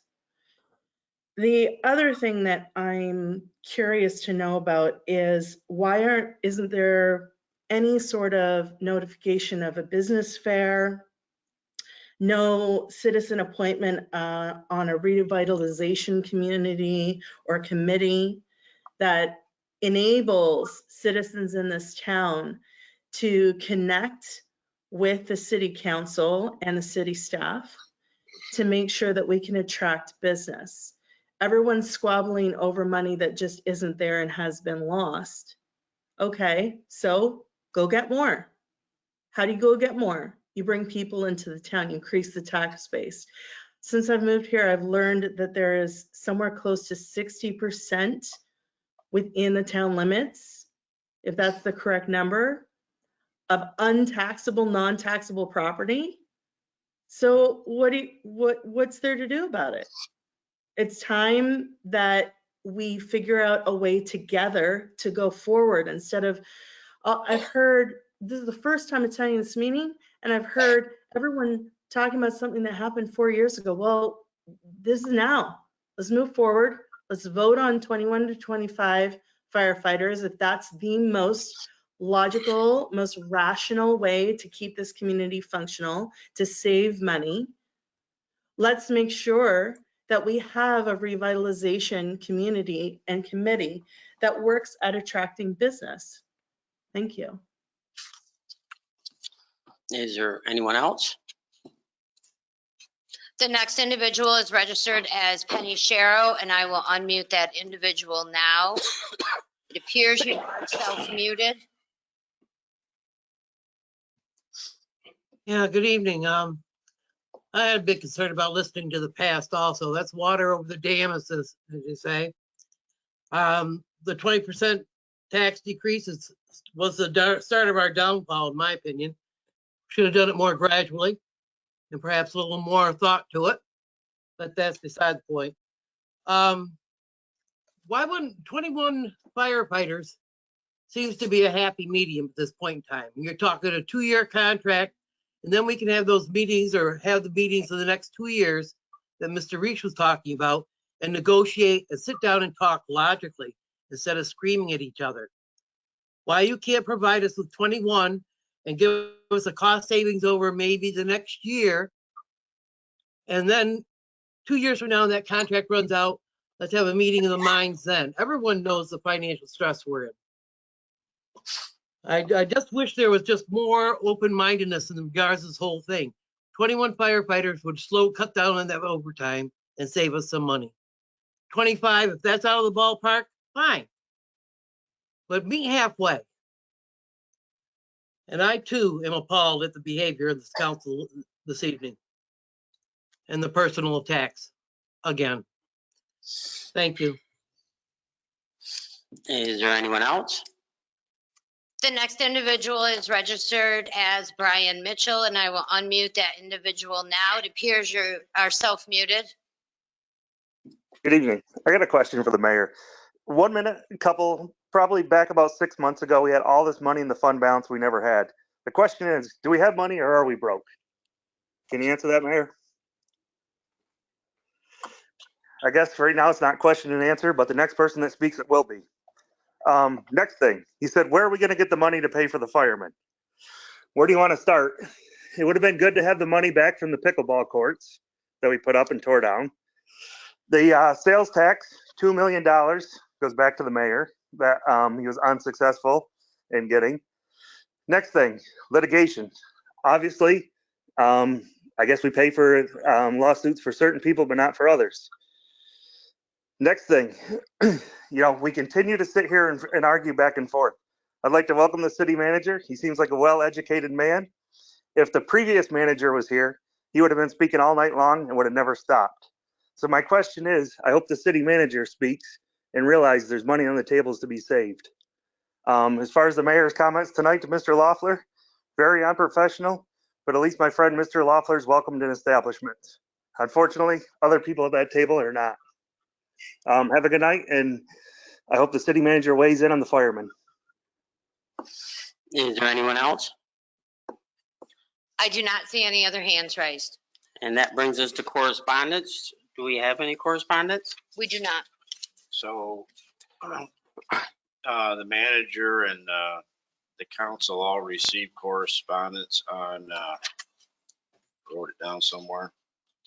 Earlier this month from a city resident who was interested in purchasing 420 Lafayette Street and offered a minimum bid. Could you, you now have that, Kathy. Can you read that at the next meeting so that it's public? And I don't have a copy with me. And could we also get some action or a recommendation from staff about that, please? Can I interview? So this is a correspondent from an individual who wanted to purchase a property that was put for auction for $45,000. So it was not auctioned at $45,000, but this individual wrote to me and he offered $8,000 for that property. I informed that there is a process that we need to follow.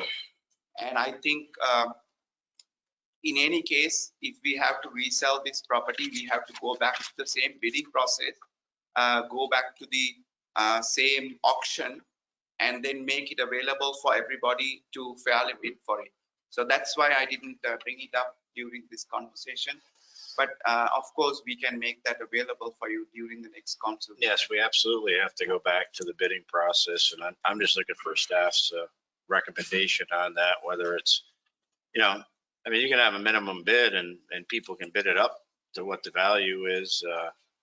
Obviously didn't sell at 45,000 if I'm hearing you right, but yeah, I just appreciate some action with it. Thank you.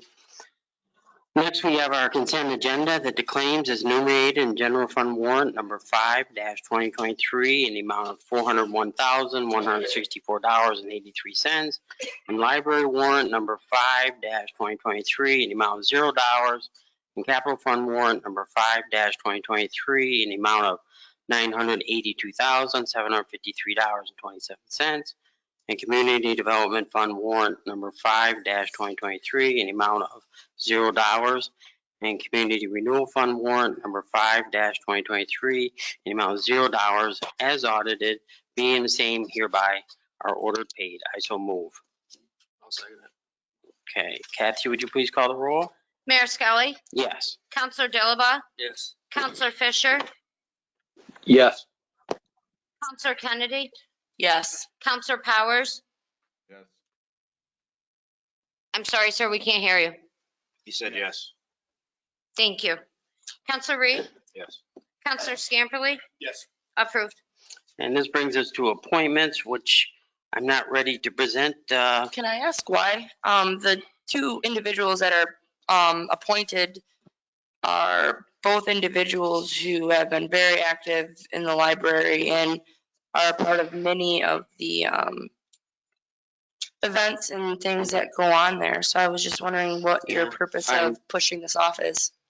I'm still talking to them.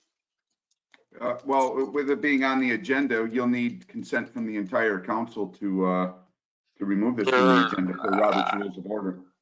They're I bring them to the council and I'm not ready to bring them. It was, staff brought them up before I finalized my talks with them, so. I think that's a mistake. You'll need approval to either table it or vote on it from the council. I'm just not bringing their names up at this time because I'm not prepared to. So you didn't do your due diligence before a meeting? still have to say yea or nay. To prepare for? No, I don't think that is it. I don't. I'm not bringing their names up. because Point of order, but do what you want. We typically do.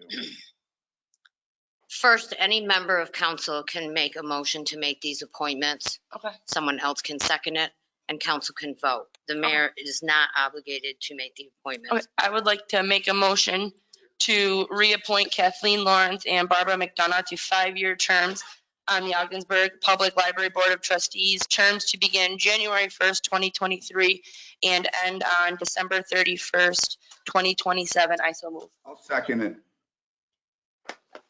I'd like to also make a motion to table.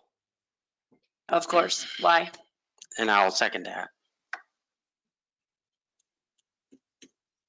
All right, so we have a discussion on the, for a table, and we have a second. So what's the wisdom behind tabling it? I don't think he has. Wisdom's behind tabling is it's the mayor brings the people forward for us to vote on, and it's his job. So it's been since 2020, and it's still his. So when he's ready, Good that you concur then that I'm he did a ready. good job and due diligence to have these prepared for tonight's It's meeting. no- We finally agree on something, Steve. Thank you. He didn't have the ability to do the agenda. It was stuffed down his throat. Oh, well, that's your perspective on it. It's awful hard to see your perspective from Florida. Kathy, would It's you nice. call the roll on the table? Just like the mayor, what's good for the goose is good for the gander. So Mayor, this is a roll call to table. Yes. Counselor Fisher, Yes. Counselor Kennedy, No, we have an obligation as council to appoint these individuals. Counselor Powers, No. Counselor Reish, No. Counselor Scamperly, No. Mayor Skelly, Yes. Counselor Dilaba, Yes. denied. Okay, can we have a roll call on the appointments? Counselor Kennedy, This is to appoint. this is to make the reappointments of Kathleen Lawrence and Barbara McDonough to 5-year terms on the Ogdensburg Public Library Board of Trustees. Yes, I agree to appoint them. Counselor Powers, Yes. Counselor Reish, Yes. Counselor Scamperly, Yes. Mayor Skelly, Yes. Counselor Dilaba, Yes. Counselor Fisher, Yes. approved.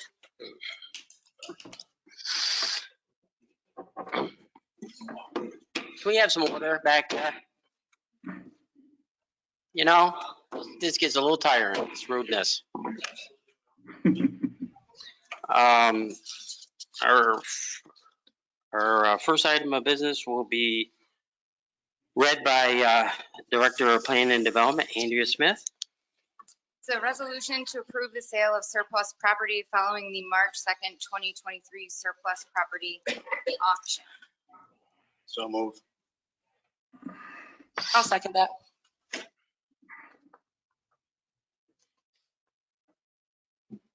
Kathy, would you please call the roll? Counselor Powers, Yes.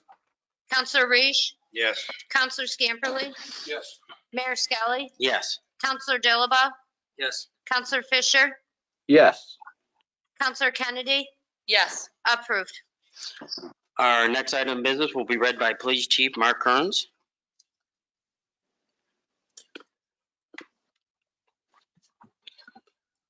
Resolution appointing a police chaplain to the Ogdensburg Police Department.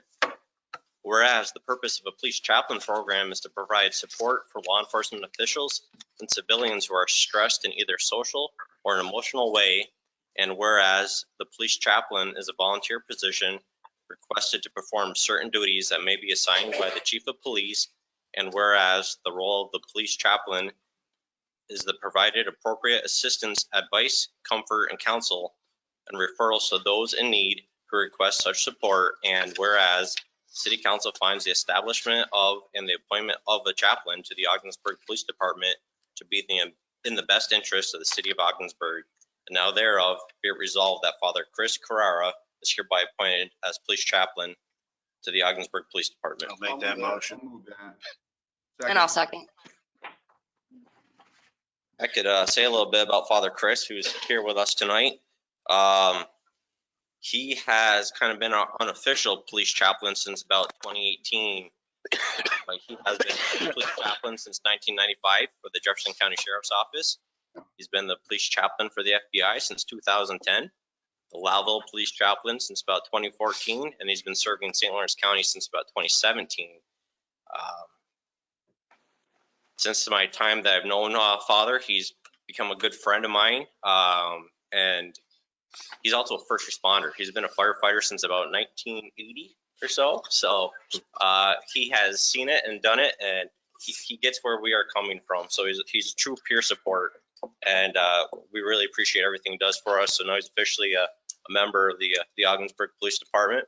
He will have the honorary rank. He outranks all my guys and gals, and Father will be have the honorary rank of a captain. So there'll be a captain, Chris, here moving forward. So Thanks. we're happy to have him with us. That is wonderful. Thank you very much for stepping up for that large of a commitment. The city appreciates you.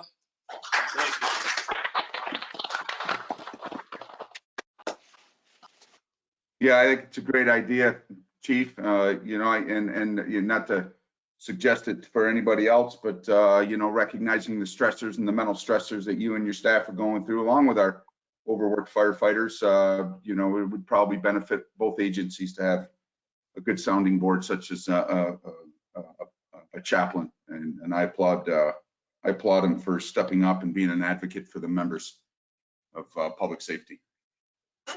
Thank you. Thanks. Kathy, would you please call the roll? Counselor Resch? Yes. Counselor Scamperly? Mayor Scott? Yes. Counselor Dilaba? Yes. Counselor Fisher? Yes. Counselor Kennedy? Yes. Counselor Powers? Yes. Approved. Our next item of business will be read by our city manager.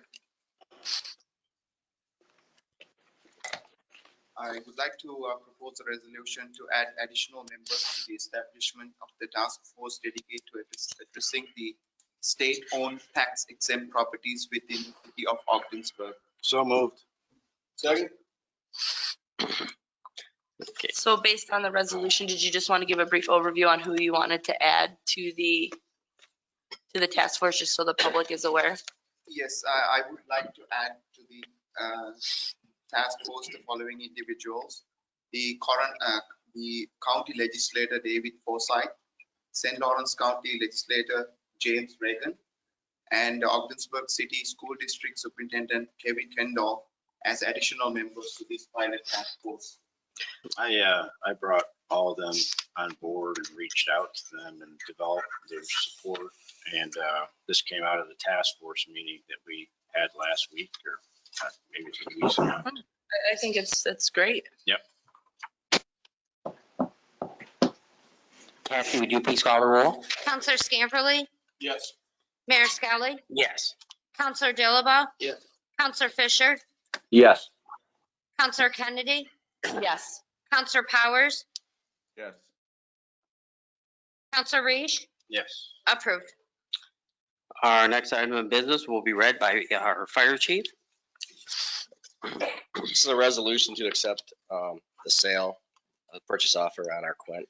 Whereas the city of Ogdensburg solicited bids on the sale of the surplus 1994 E1 HM 100 Quint online with Fenton Fire, and whereas Steve Lader, owner of Twisted Creek Campground in Walcott, New York, has made an offer of $16,000, which has been determined a fair and reasonable offer. And whereas by contract, Fenton Fire will require a payment of $16,000, which would be 10% of the purchase price. 1,600. Or, I'm sorry, 1,600.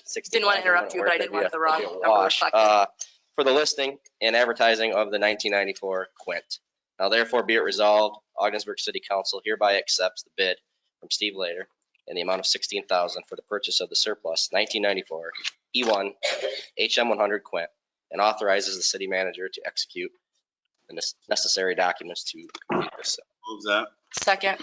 I just wanted to reach out and say thank you for also moving that vehicle indoors at the fire station as well, instead of leaving it to sit in the elements. I'm sure that helped us get a much better sale price than we were initially offered several months ago. I believe it was around 7,000. So I commend you for that. Thank you. One question. At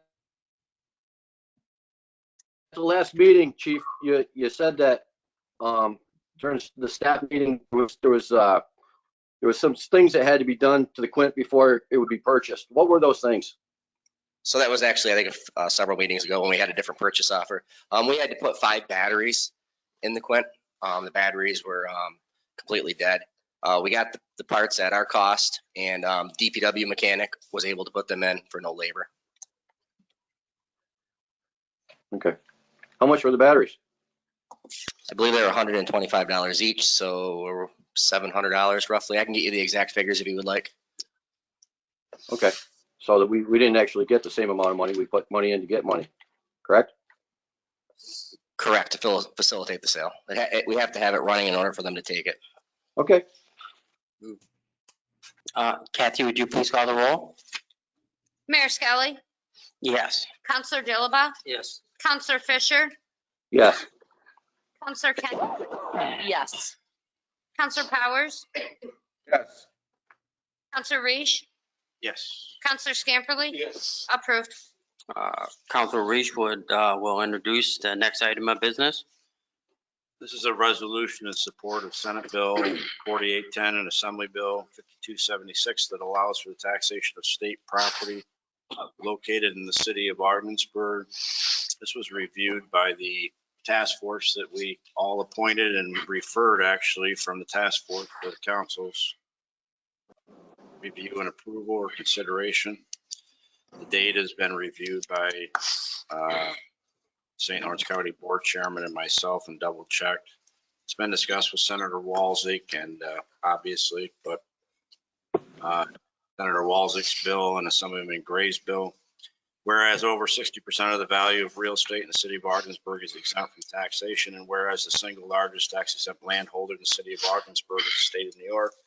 Whereas the state of New York owns 30% of the land area in the city of Ogdensburg, and whereas the assessed value of New York State's holdings is over $200 million. And whereas the state of New York owns over 50% of all the St. Lawrence River waterfront lands in the city of Ogdensburg. And whereas these tax exemptions severely hamper the city's ability to provide governmental services, including public safety, without exceeding its constitutional taxing limits or raising local real property taxes in a city that already has one of the highest combined tax rates in New York State. And whereas these exemptions for New York State-owned properties exceed $8.2 million in lost revenue to the city, county, and school district, and multi-million of more dollars in lost revenue each year due to the underutilized, blighted and deteriorating conditions, and the fact that they comprise over 50% of the city's valuable St. Lawrence River waterfront, hampering future private sector growth and development. Whereas the state of New York makes pilot payments to other municipalities in the state in recognition of their tax exempt status, including Albany, New York, which receives over $22 million annually in pilot payments from the state of New York.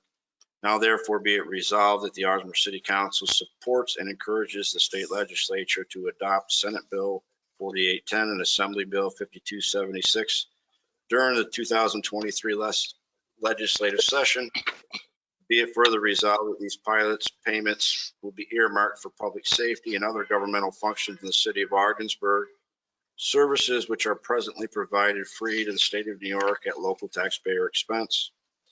Be it further resolved that copies of this resolution be sent via certified mail to Governor Kathy Hochul, State Senator Mark Walczyk, Assemblyman Scott Gray, New York State Senate Majority Leader Andrea Stewart Cousins, New York State Senate Minority Leader Robert Ort, New York State Assembly Speaker Carl Hesty, New York State Assembly Minority Leader William Barton, New York State Senate Local Government Chair Monica Martinez, New York State Assembly Real Property Taxation Chair Jamie Williams, New York State Comptroller Tom DiNapoli, and New York State Prison Redevelopment Commission. I so move. Second. Kathy, would you please call the roll? Counselor Dilaba, Yes. Counselor Fisher, Yes. Counselor Kennedy, Yes. Counselor Powers, Yes. Counselor Reese, Yes. Counselor Scamperly, Yes. Mayor Skelly. Yes. Approved. And this brings us to old business. Does anyone have old business? So on the table tonight is whether or not the city's gonna hire or should hire staff recommendations. Basically to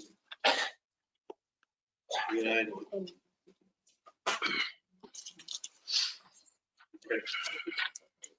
So I think in a near meeting, we should, at the earliest convenience, perhaps have a resolution. when we vote on this. So, officially. I would like to see it on the next agenda if possible. Could we also get realistic revenue projections for the next 10 years that would show how these positions would be paid for? You know, you have to look at both sides of the equation, don't you? I mean, so yeah, I'd like projections on, you know, how much we're going to get in developmental income, how much we're going to get in projected sales tax, given how much we're going to, how these positions will be paid for over the next 10 years with, you know, how much the citizens will have to pay for this department without discussing how we could do it more efficiently or better. So before I, you know, even consider anything, I'd want to see the other half of the equation. So on the assumption that we're going to have several retirees, it's pretty much a guarantee. We would rate back by the time we got to 2025, we would be right back where we're at. And at that time, of course, we're going to be renegotiating the contract. So. And over 10 years, it goes from 3.9 million to 6 million. Yeah. So I think only the people who voted against it, Bill and I, or the people that were absent can bring it back up. Isn't that right? Has it been voted on yet? Yeah. There has been no formal. Yeah, it was just on the SAFER grant. There's been nothing formally brought forward on hiring just individually for. Yeah. Yes, please. So on terms of the SAFER grant, I want to put it on record. The firefighters union gave a written commitment to pay for the grant writer. However, we did miss that deadline because one is the city council did not want to support the SAFER grant. So we did miss that deadline in submitting that grant. Would you please specify majority council did not want to support the SAFER grant? The majority Thank you. council did not want to support the SAFER grant, which I really thought would be a good benefit for the city if we had used that. And if we were successful, we would have been able to cover the 3 years of the pays through that grant. Unfortunately, we were not able to move forward on that. yeah, and Mike Dooley's analysis proved that after that 3 years is gone, the cost went up $600,000. I won't oppose that on a future council. I'll tell you that. And I'm glad they didn't do it. Yeah. And yeah, I think the majority is like, so we hire for more, but we're still paying hazard pay and we're still paying overtime. And so we save half. So you want to hire all 8? Is that what you want, Dan? You want 8? Projection. You want 8? I'll make a motion to hire 4 firefighters. Please take a vote. According to the projection. Gotta get a second. It's not. Yeah, second? No, I think we should put something formal together. A future council meeting. No second? I wouldn't hire anymore yet. I think it's most beneficial to put it forward at a formal council meeting, because if you bring this from the floor, it will require 5 affirmative votes, which you know we do not have. And therefore, one of the individuals who voted against it would have to change their mind. And we do know that will not happen. So the best case forward is to bring this forward at a regularly scheduled council meeting on the agenda. So it only requires 4 votes. 5 affirmative votes from the floor will not happen tonight. And it will make it so we cannot bring it up again. It's been brought up, so I'll second it. Kathy, would you please call the roll? What are we doing? Counselor Fisher, No. Counselor Kennedy, Can I just have 1 second? Counselor Kennedy, please. 1 second, please. If we vote no on this, we can bring it back up again. But if we vote yes, we cannot bring this back up. We need to vote no strategically, so that way we can say we voted no and now we've changed our mind. So we will bring it forward next meeting on a regular scheduled meeting, because that's what they're trying to do. They're trying to handcuff us so we can't bring I'm it up. just trying not to play games and make it. Well, you know we don't perfectly have clear 5 votes, so you are playing games. No, I'm not. I vote no, and I intend to bring it up next meeting on a formal resolution, so it does not require 5 affirmative votes. Counselor Powers, I'm sorry, I heard some back and forth with Nicole there. I don't know what exactly we're Mike, I doing here. voted no because if we vote yes on this and it does not have 5 affirmative votes, we would not be able to bring this up again because it would have to be brought up again by someone who, I voted. understand that. I just don't know what we're voting on. He wants to vote to hire 4 firefighters, but because it's coming from the floor, it will require 5 affirmative votes, which Okay, you I know got we you. do All not right. have. No. Counselor Reish, No. Counselor Scamperly? No. Mayor Skelly? No. Counselor Dilaba? Yes. Denied. And I would like, The only one that can't bring it up again is Counselor Dilaba. and I would like to see the revenue on the other side of the equation too. I think these 10-year things and understand, I think it's costly. And I think, we should start getting some consensus of a majority, because if you have 7 people keep asking staff for more, when you're short on staff, it hinders other work that's necessary to get done. So with the just a quick comment here with the assumptions, can we include 2022 and the revenues for 2021, 22 going forward into 2032? I think it's Impossible.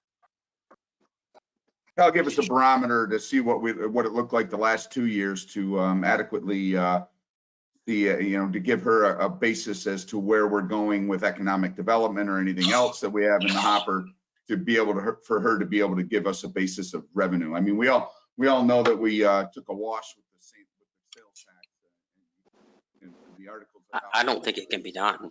Father, while you're sitting there, would you give our comptroller a blessing, please? So I'd like to see the last 2 years of revenue to be incorporated in the assumption going forward.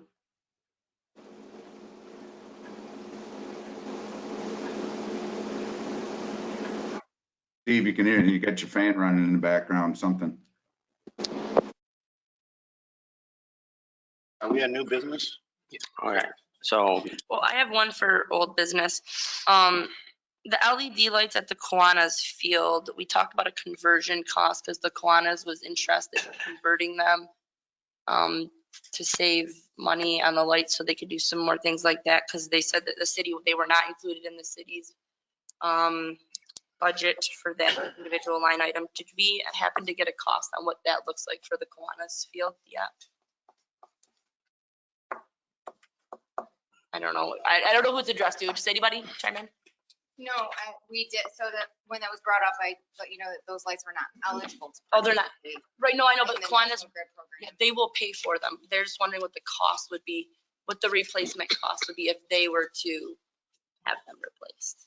We did address this at our last staff meeting. It's something we're working on. Okay, I've just got another call on it, so I said I would ask and follow up. But I will give them that exact information. Thank you. and this brings us to new business. Does anyone have any new business? Sorry, I have a piece of old business here I'd like to bring forward, and it's more of a question than anything, and it's related to off-road vehicles that are in front of properties that are hindering views down the road. It's bad enough with some of the snowfall that I don't know if Shane's in the room. I can't see from here, but I'm curious to know, and actually, I suppose the question's more for Andrea as to where and who's overseeing obstructions with vehicles parked between the city-owned property and sidewalks around the city. I received a handful of complaints over the last couple of dumpings that we've had with winter. Obviously, with the corners and the snowbanks compiling, I know that the DPW does a great job, and I'm not knocking them in any way, shape, or form, but I'm just curious to know if there's anything related to code related to any vehicles that are on the side of the road. I noticed a couple on, I think, Pleasant Avenue or down further in the 500, 600 block of Pleasant Avenue. Don't quote me on it, but I'm just curious to know who's overseeing that aspect of it, and if there's any monitoring going on.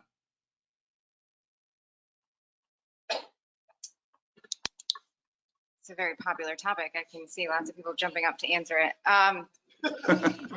So when there are vehicles in the right of way, they do have to abide by vehicle and traffic law, and then they fall under the authority of the police department. And it looks like our police chief might have comments on those. Yeah, essentially the easiest way, if it's in the roadway, it is a police department issue. They can be ticketed and towed. If it's between the sidewalk and the curb, it's a code enforcement issue. And if it's on the property, if it belongs to the property owner and it is on the property owner's actual property, the way the current code is written, the city doesn't have much authority in removing said vehicle. So long as it's registered. That is correct. As long as it is registered, and that has been an issue this entire winter. Code enforcement and my office has been made aware of several complaints throughout the city. I do believe that we should have a change in our municipal code, especially during wintertime hours, because it has been a hindrance for our DPW workers. Well, I think it's something that it's going to have to be monitored pretty closely in the next couple of years going forward. You know, we don't want to be liable for any potential accidents or incidents that cause human harm to anybody based off the fact that we may not be compliant, or residents or people illegally parking unregistered vehicles or whatever the case may be in front of properties. Thank you, Chief. This brings us to new business. Yes, I do. Okay. I heard it from a couple people at maybe a task force meeting that the state was storing transformers at the St. Lawrence Psychiatric Center and the old barns down there, which are known to be environmentally hazardous. I don't know if it's true or not.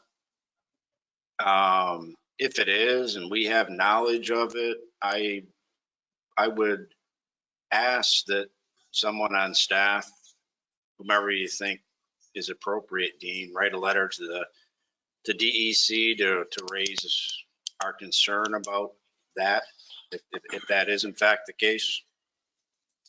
They're doing a big cleanup down near our intake, our water intake. I don't know if it's a federal cleanup or a state cleanup, but it's a multi-year cleanup. And I know that it's gone over onto other people's property to the west.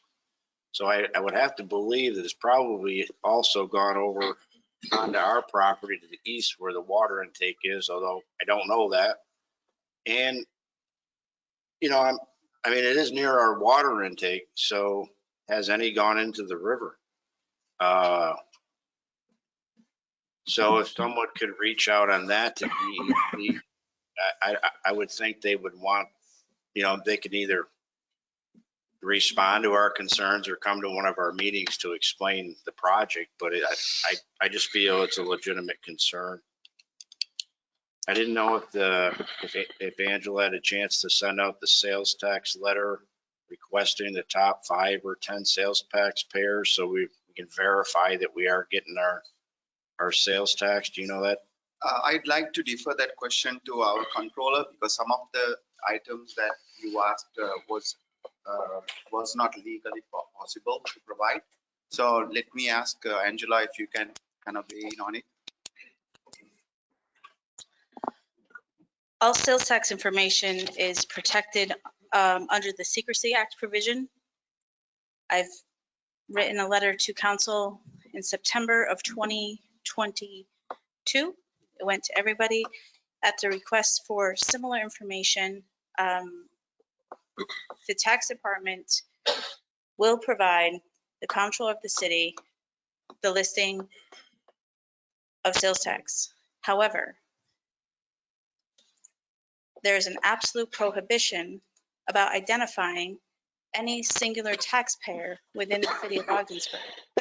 So if the question keeps coming to identify the top 5 by name the answer still has to be no. It is protected. As I said to you in that email, it is a criminal violation. Can you get those numbers and not specifically ask for like Walmart, Price Chopper? Just don't say it. You just want to know and work it in reverse once you do know. And I wouldn't go the top 5. I'd ask for the top 10 and don't put any name with them. At least you're going to know the amounts. And then you can go backwards because we represent 10% of St. Lawrence County. So, and I don't think we're getting our share. And right now, we can't even have checks and balances, and all we keep doing is making estimates and guessing. It's like, we're not saying we want to break the law. We just want to know what are the top 10 go-getters out there in Augsburg for businesses, and what was just what the totals were, and then do it in reverse. Are you asking, you know what I mean? Councilor Fisher, for the individual top 10 numbers? I don't care about their names. Just put the top 10, the dollars that they reported. You don't have to put. I don't care what name. I don't want to know the business name. I just want to see the amounts that came in that were generated by the top 10 businesses in Augsburg. I'm not saying I don't even care about 10. Just pick 10 of them. The only information allowed to be presented is allowed to be presented in the aggregate. You cannot present any information that could possibly identify one taxpayer. Businesses have the same protection under the tax code and the laws of the state that individuals do, and I would argue maybe a little bit more. Well, I don't know. I don't know how we could ever know. Statute and provide that to council. Okay. I don't know how we can ever do checks and balances on our sales tax, and the numbers. It's impossible for them to be as low as they are. But we can't do checks and balances, so we can't hold anybody accountable. It doesn't make any sense. If you read the memo that I wrote to you back in September of 2022, I gave you the wording from the tax department's legal counsel, which stated, usually the larger payers in any community, any county, city, are not your problem as far as collection goes. It's usually the small businesses and waiting for them to get compliant. That was a September 22 email when this topic came up from Councilor Scamperly. My other suggestion was just writing a letter that said, could you please confirm that our top 5 retailers or sales tax collectors are in fact reporting as being in Ogdensburg? That's a yes or no. I don't think that discloses any information or anything. And I've explained that to Dean. Is that a possibility? I can work through it with the tax department. That's usually not the form of communication that you would ask of them. Good luck with that. Letter? No. How can we confirm that we're getting our share of what we should be getting?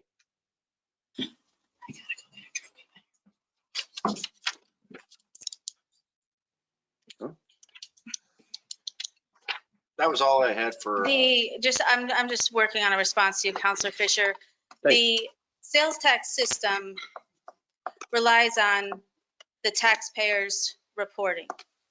If there is somebody within the city that we feel is not reporting, we can go to the tax department and ask them to look into it. I think we should. But they won't give you an answer. I mean, that's. They won't. You just give them the information and then they do their job. That doesn't. You just trust that they would do the job. You trust they would do their job. The matter of sales tax disclosure is a serious matter. Okay. I've addressed this for the last 6 months with no disrespect. The last thing I had for new business was I understand we submitted 4 grants at Counselor Fisher and at my suggestion for member items. I just wondered if the rest of the council could all get just a 1-page summary or something. What grants were submitted and to what legislators? I will submit that. I think I did send an email about it, but we will send it to you. Okay, I don't recall. Okay, thank you.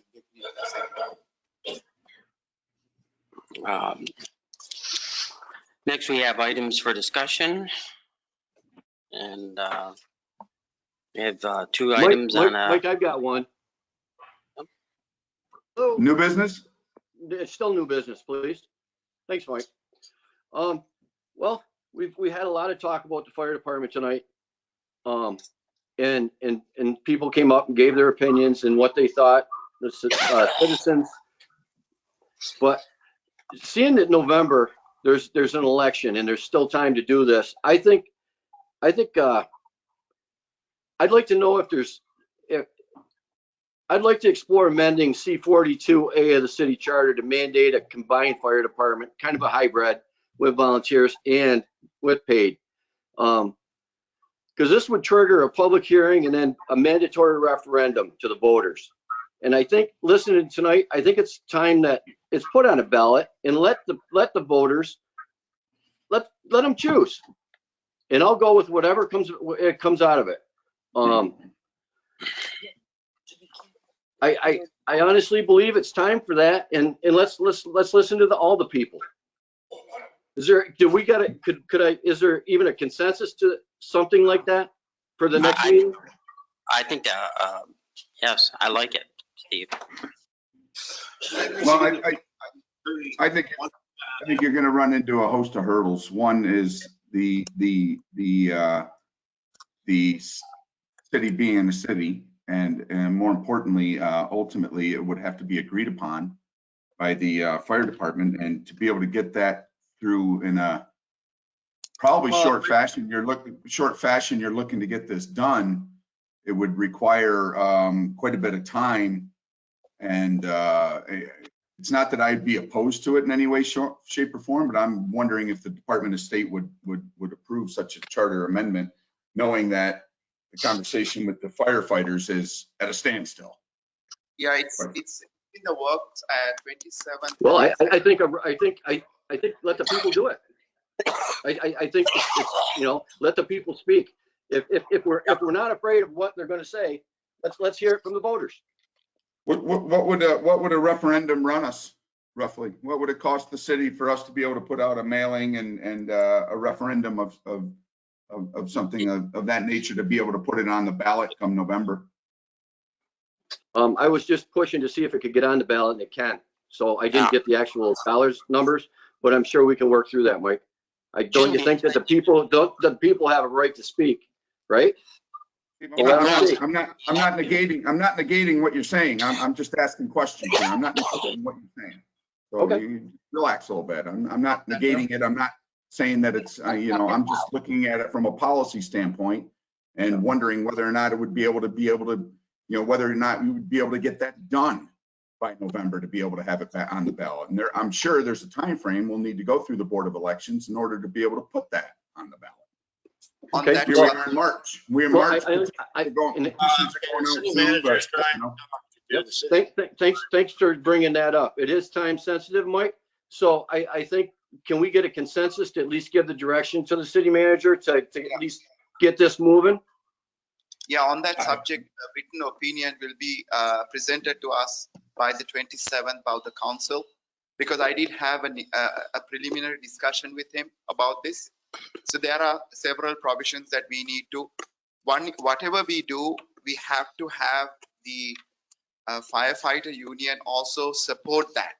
Without support, that's the recommendation from the attorney was, since we are on a contract and anything that we have to do, we have to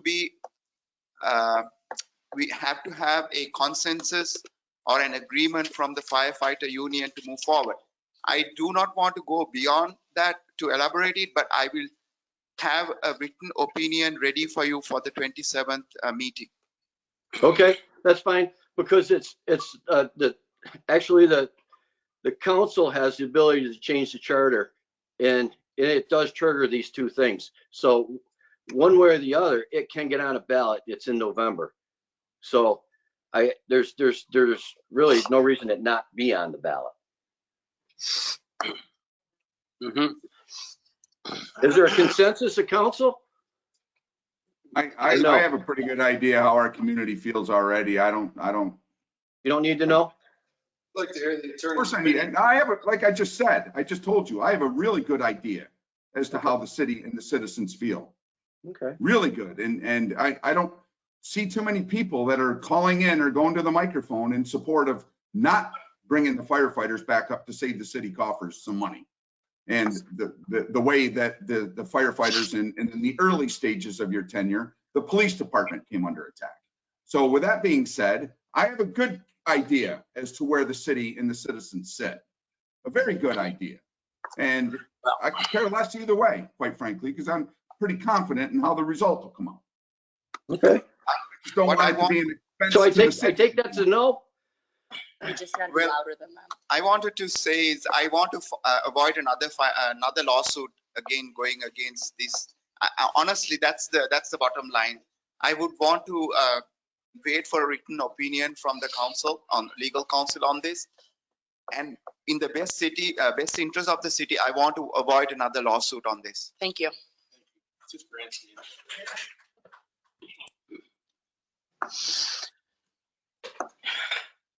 And this brings us to items for discussion again. Well, so we have two items, and I'm not sure who's going to bring them up, the Charter Review Commission and sales tax. Mayor, I can. So in front of you, you have a draft press release. I know that the former interim city manager had brought this up at previous council meetings. Staff is recommending that we start to move forward with the process of the Charter Review Commission. The first would be to issue this press release or something similar to it, so that we can have individuals who are interested in serving as volunteers on the commission contact the members of council, which will put us in line to establish the commission. I'd like to hold off on that for a while until we've had more time to discuss it and research like the different options. That's what I'd like to do. Sorry. That's it. I think the charter calls for this, doesn't it? I see. I don't even know that. I haven't read any of it. I'm It used to just. be 10 years, and then it was changed every 6 years because I thought it was unnecessary to do it. I thought 10 years was fine, but I think the somewhere it was voted on recently while I was on to change it to 6 years. But it is in the Yeah, I'm not opposed to it. I just want more time to read it before we just kind of. Well, the last review was completed in 2007. Was it? Councilor Scamperly, by the way, you are correct, sir. It used to be 10 years. In 2017, the last time the commission met, it was voted and approved to be changed to every 6 years. And I believe that in Mr. Buhari's packet, he has the section attached to his draft copy of the press release that shows the section of the charter. It's stapled maybe to that copy in front of you, Andrea. In any event, it simply needs to be formed by, council needs to appoint the commission by December 31st, 2023. So if council wishes to let staff know when they're ready to proceed, we will certainly do that. Okay. Thank you, Kathy. Certainly. Any other items for discussion? Anyone? Yes, I do. Councilman Reich wanted me to work on the community development plan and speaking with this, and he wanted it to come up as soon as possible. It has to go through a legal review. It has to go through another and involve organizations review. And also talking to the public, I did get the feedback that there needs to be also a public hearing. So because of that reason, I would kindly ask Councilman Reich if you could, if you give us some time to put together that plan because we want to get some public hearing on it and then we go from there. Yeah, what I was suggesting was having a public hearing on it and having something on to call for a public hearing. There is a significant amount of people that say that the whatever the draft that has come in forward had not got sufficient amount of, they didn't even know about a public hearing that was there for. Yeah, I know, they're calling me all the time. So Unfortunately, yeah. Let's call as many public hearings as we can. Cool. So that's why I would ask. Also, the other thing is, I have handful of people to do all the work here. So they have to do their regular duties plus additional duties. Dean, welcome to the show. I've been on council for 3 years now. Nothing's happened. All we do is talk about the police and fire department. We don't talk about economic development. We don't talk about housing development. We do nothing other than that. Councilman, I'm used to it. I think you should give credit to the Public Works Department as well, because they do a hard work too. I mean, we can't they do. We couldn't say that they don't I do love nothing. staff. I think they do a great job. Let's get beyond that too. And Councilman, I do think some of these things are very important to the community.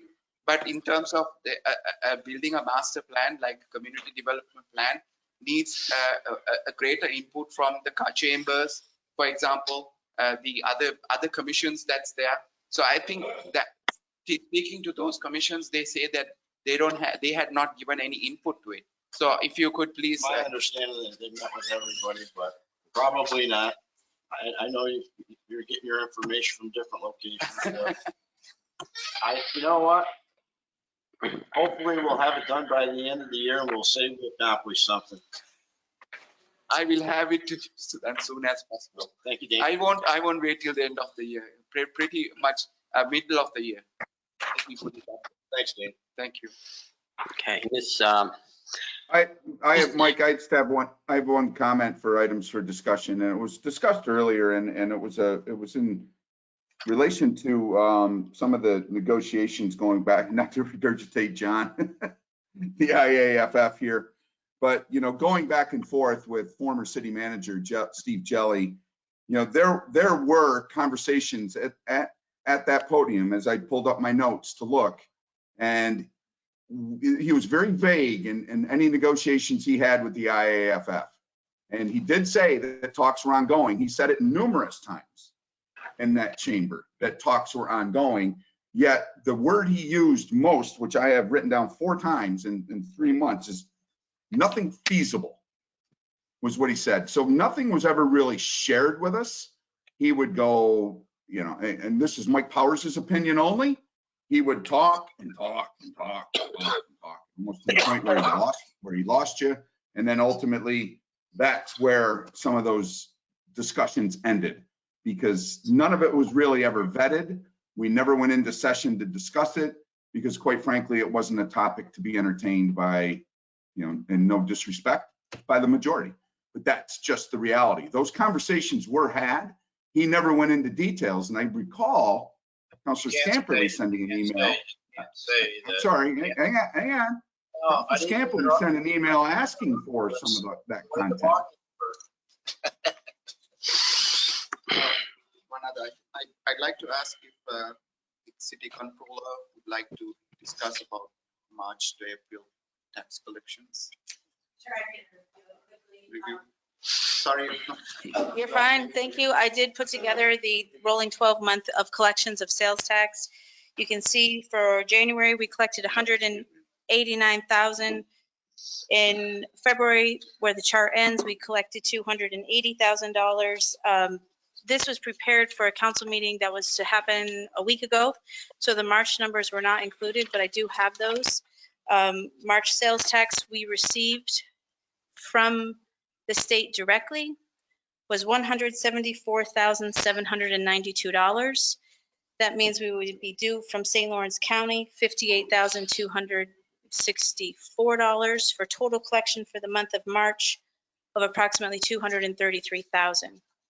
If we average just January, February, and March, you get a total of about $702,000 for those 3 months, and that's $233,000 on average monthly collections. So I just wanted to provide that update. North Country Now had an article out there today stating that the tax revenue is up 15.3% from 2022 numbers. I just want to point out that the city does not have any of these prior year numbers to compare to determine what we are up, because we were not preempted at the time.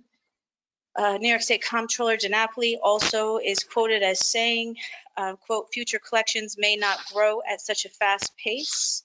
With the nation and state facing significant economic challenges, local governments should exercise caution and use responsible budgeting practices. So, any questions on sales tax? Thank you. Okay. We're now at citizen participation. At this time, anyone attending in person would like to come up. You have 2 minutes. Yes. First of all, I'd just like to say, Mike, you got an awful cold up there tonight. I hope you don't have COVID. I would just like to say just a couple of things. I think it's the task force you have on the property. Okay, state-owned property is very, very good. I stood up here many times and said we depend on Walzig and at the time Patty Ritchie and everybody with letters. Okay, I think it's time for that task force to get themselves to Albany. Okay, once a month, get down there. Mr. Resch had all these people that we're going to send this resolution to, which is great. But let's get down there, show them our face, okay, and really fight the battle in that situation. Councilor Kennedy brought up the thing on the lights. The prison down there, maybe our administration here could work something here. The prison down here has got some beautiful lights and a recreation facility down there, outdoor lights. That ballpark up there has the original lights when we built that. All right, so maybe we could use some energy here and check with the state to see what they're going to do with them outdoor poles and lights. That would be a great addition to that ballpark up there. Thank you.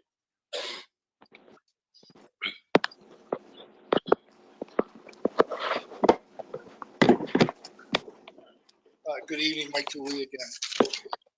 Regarding further analysis to hire. Oh, excuse me, Mike. Well, we have some background noise. Go ahead. Thank you. Regarding further analysis to hire 4 firefighters, I think any attempt to estimate revenue and expense beyond the end of the fire department contract in 2025 is a waste of the city controller's time. I think the schedules I shared with you tonight demonstrate the assumption used that all terms of the current contract would continue beyond 2025 through 2032 is very, very, very unrealistic. So I think more meaningful analysis through 2025 seems more appropriate with a focus on the short term at this time.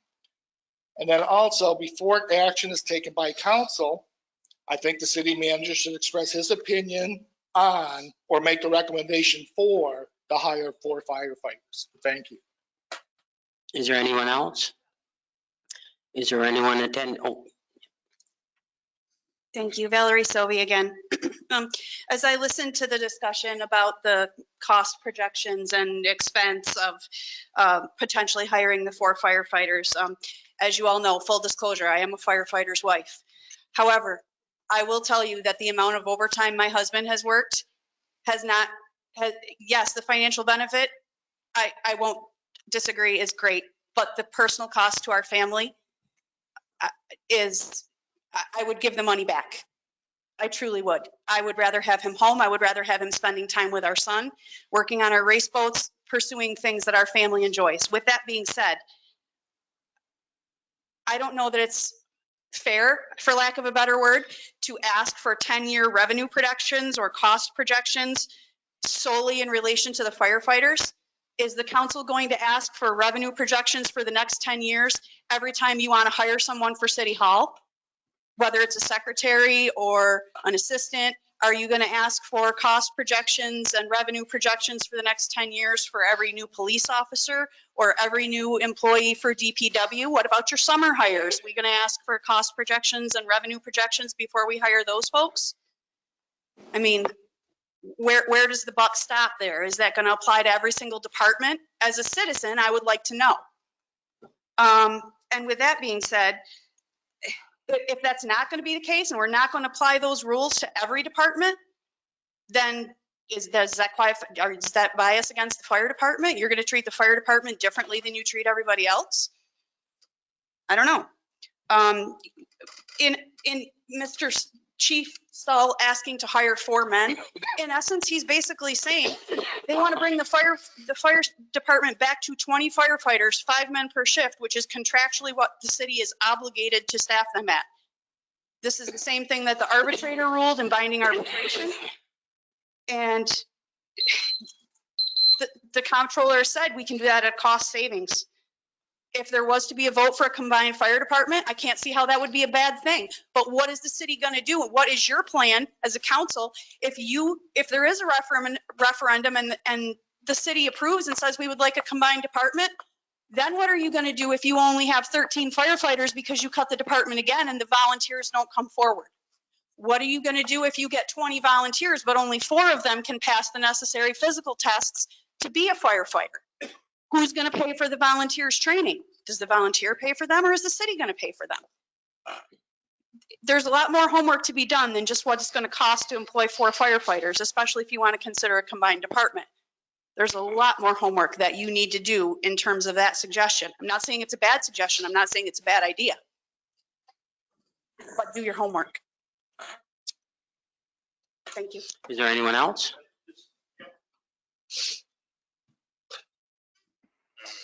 I can't believe after past 3 years contract, it's the first time I've ever been to the podium.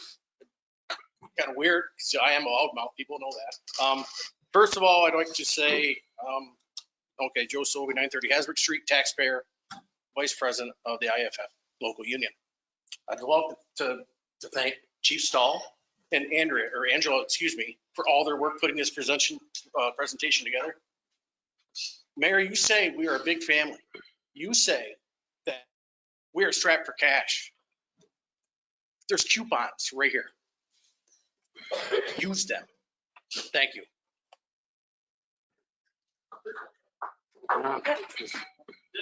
Quickly, didn't we, correct me if I'm wrong, but wasn't back when 350 signatures from the public wanted a referendum here? And didn't we change the charter so we could not have a referendum? Just curious. I think we didn't do that? No, we didn't. Wow, I would check that. I think there was a motion passed and the charter was changed to block them people from having a referendum on the ballot.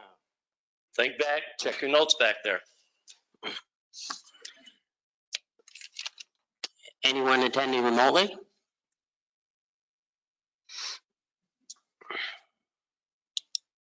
I do not see any hands raised.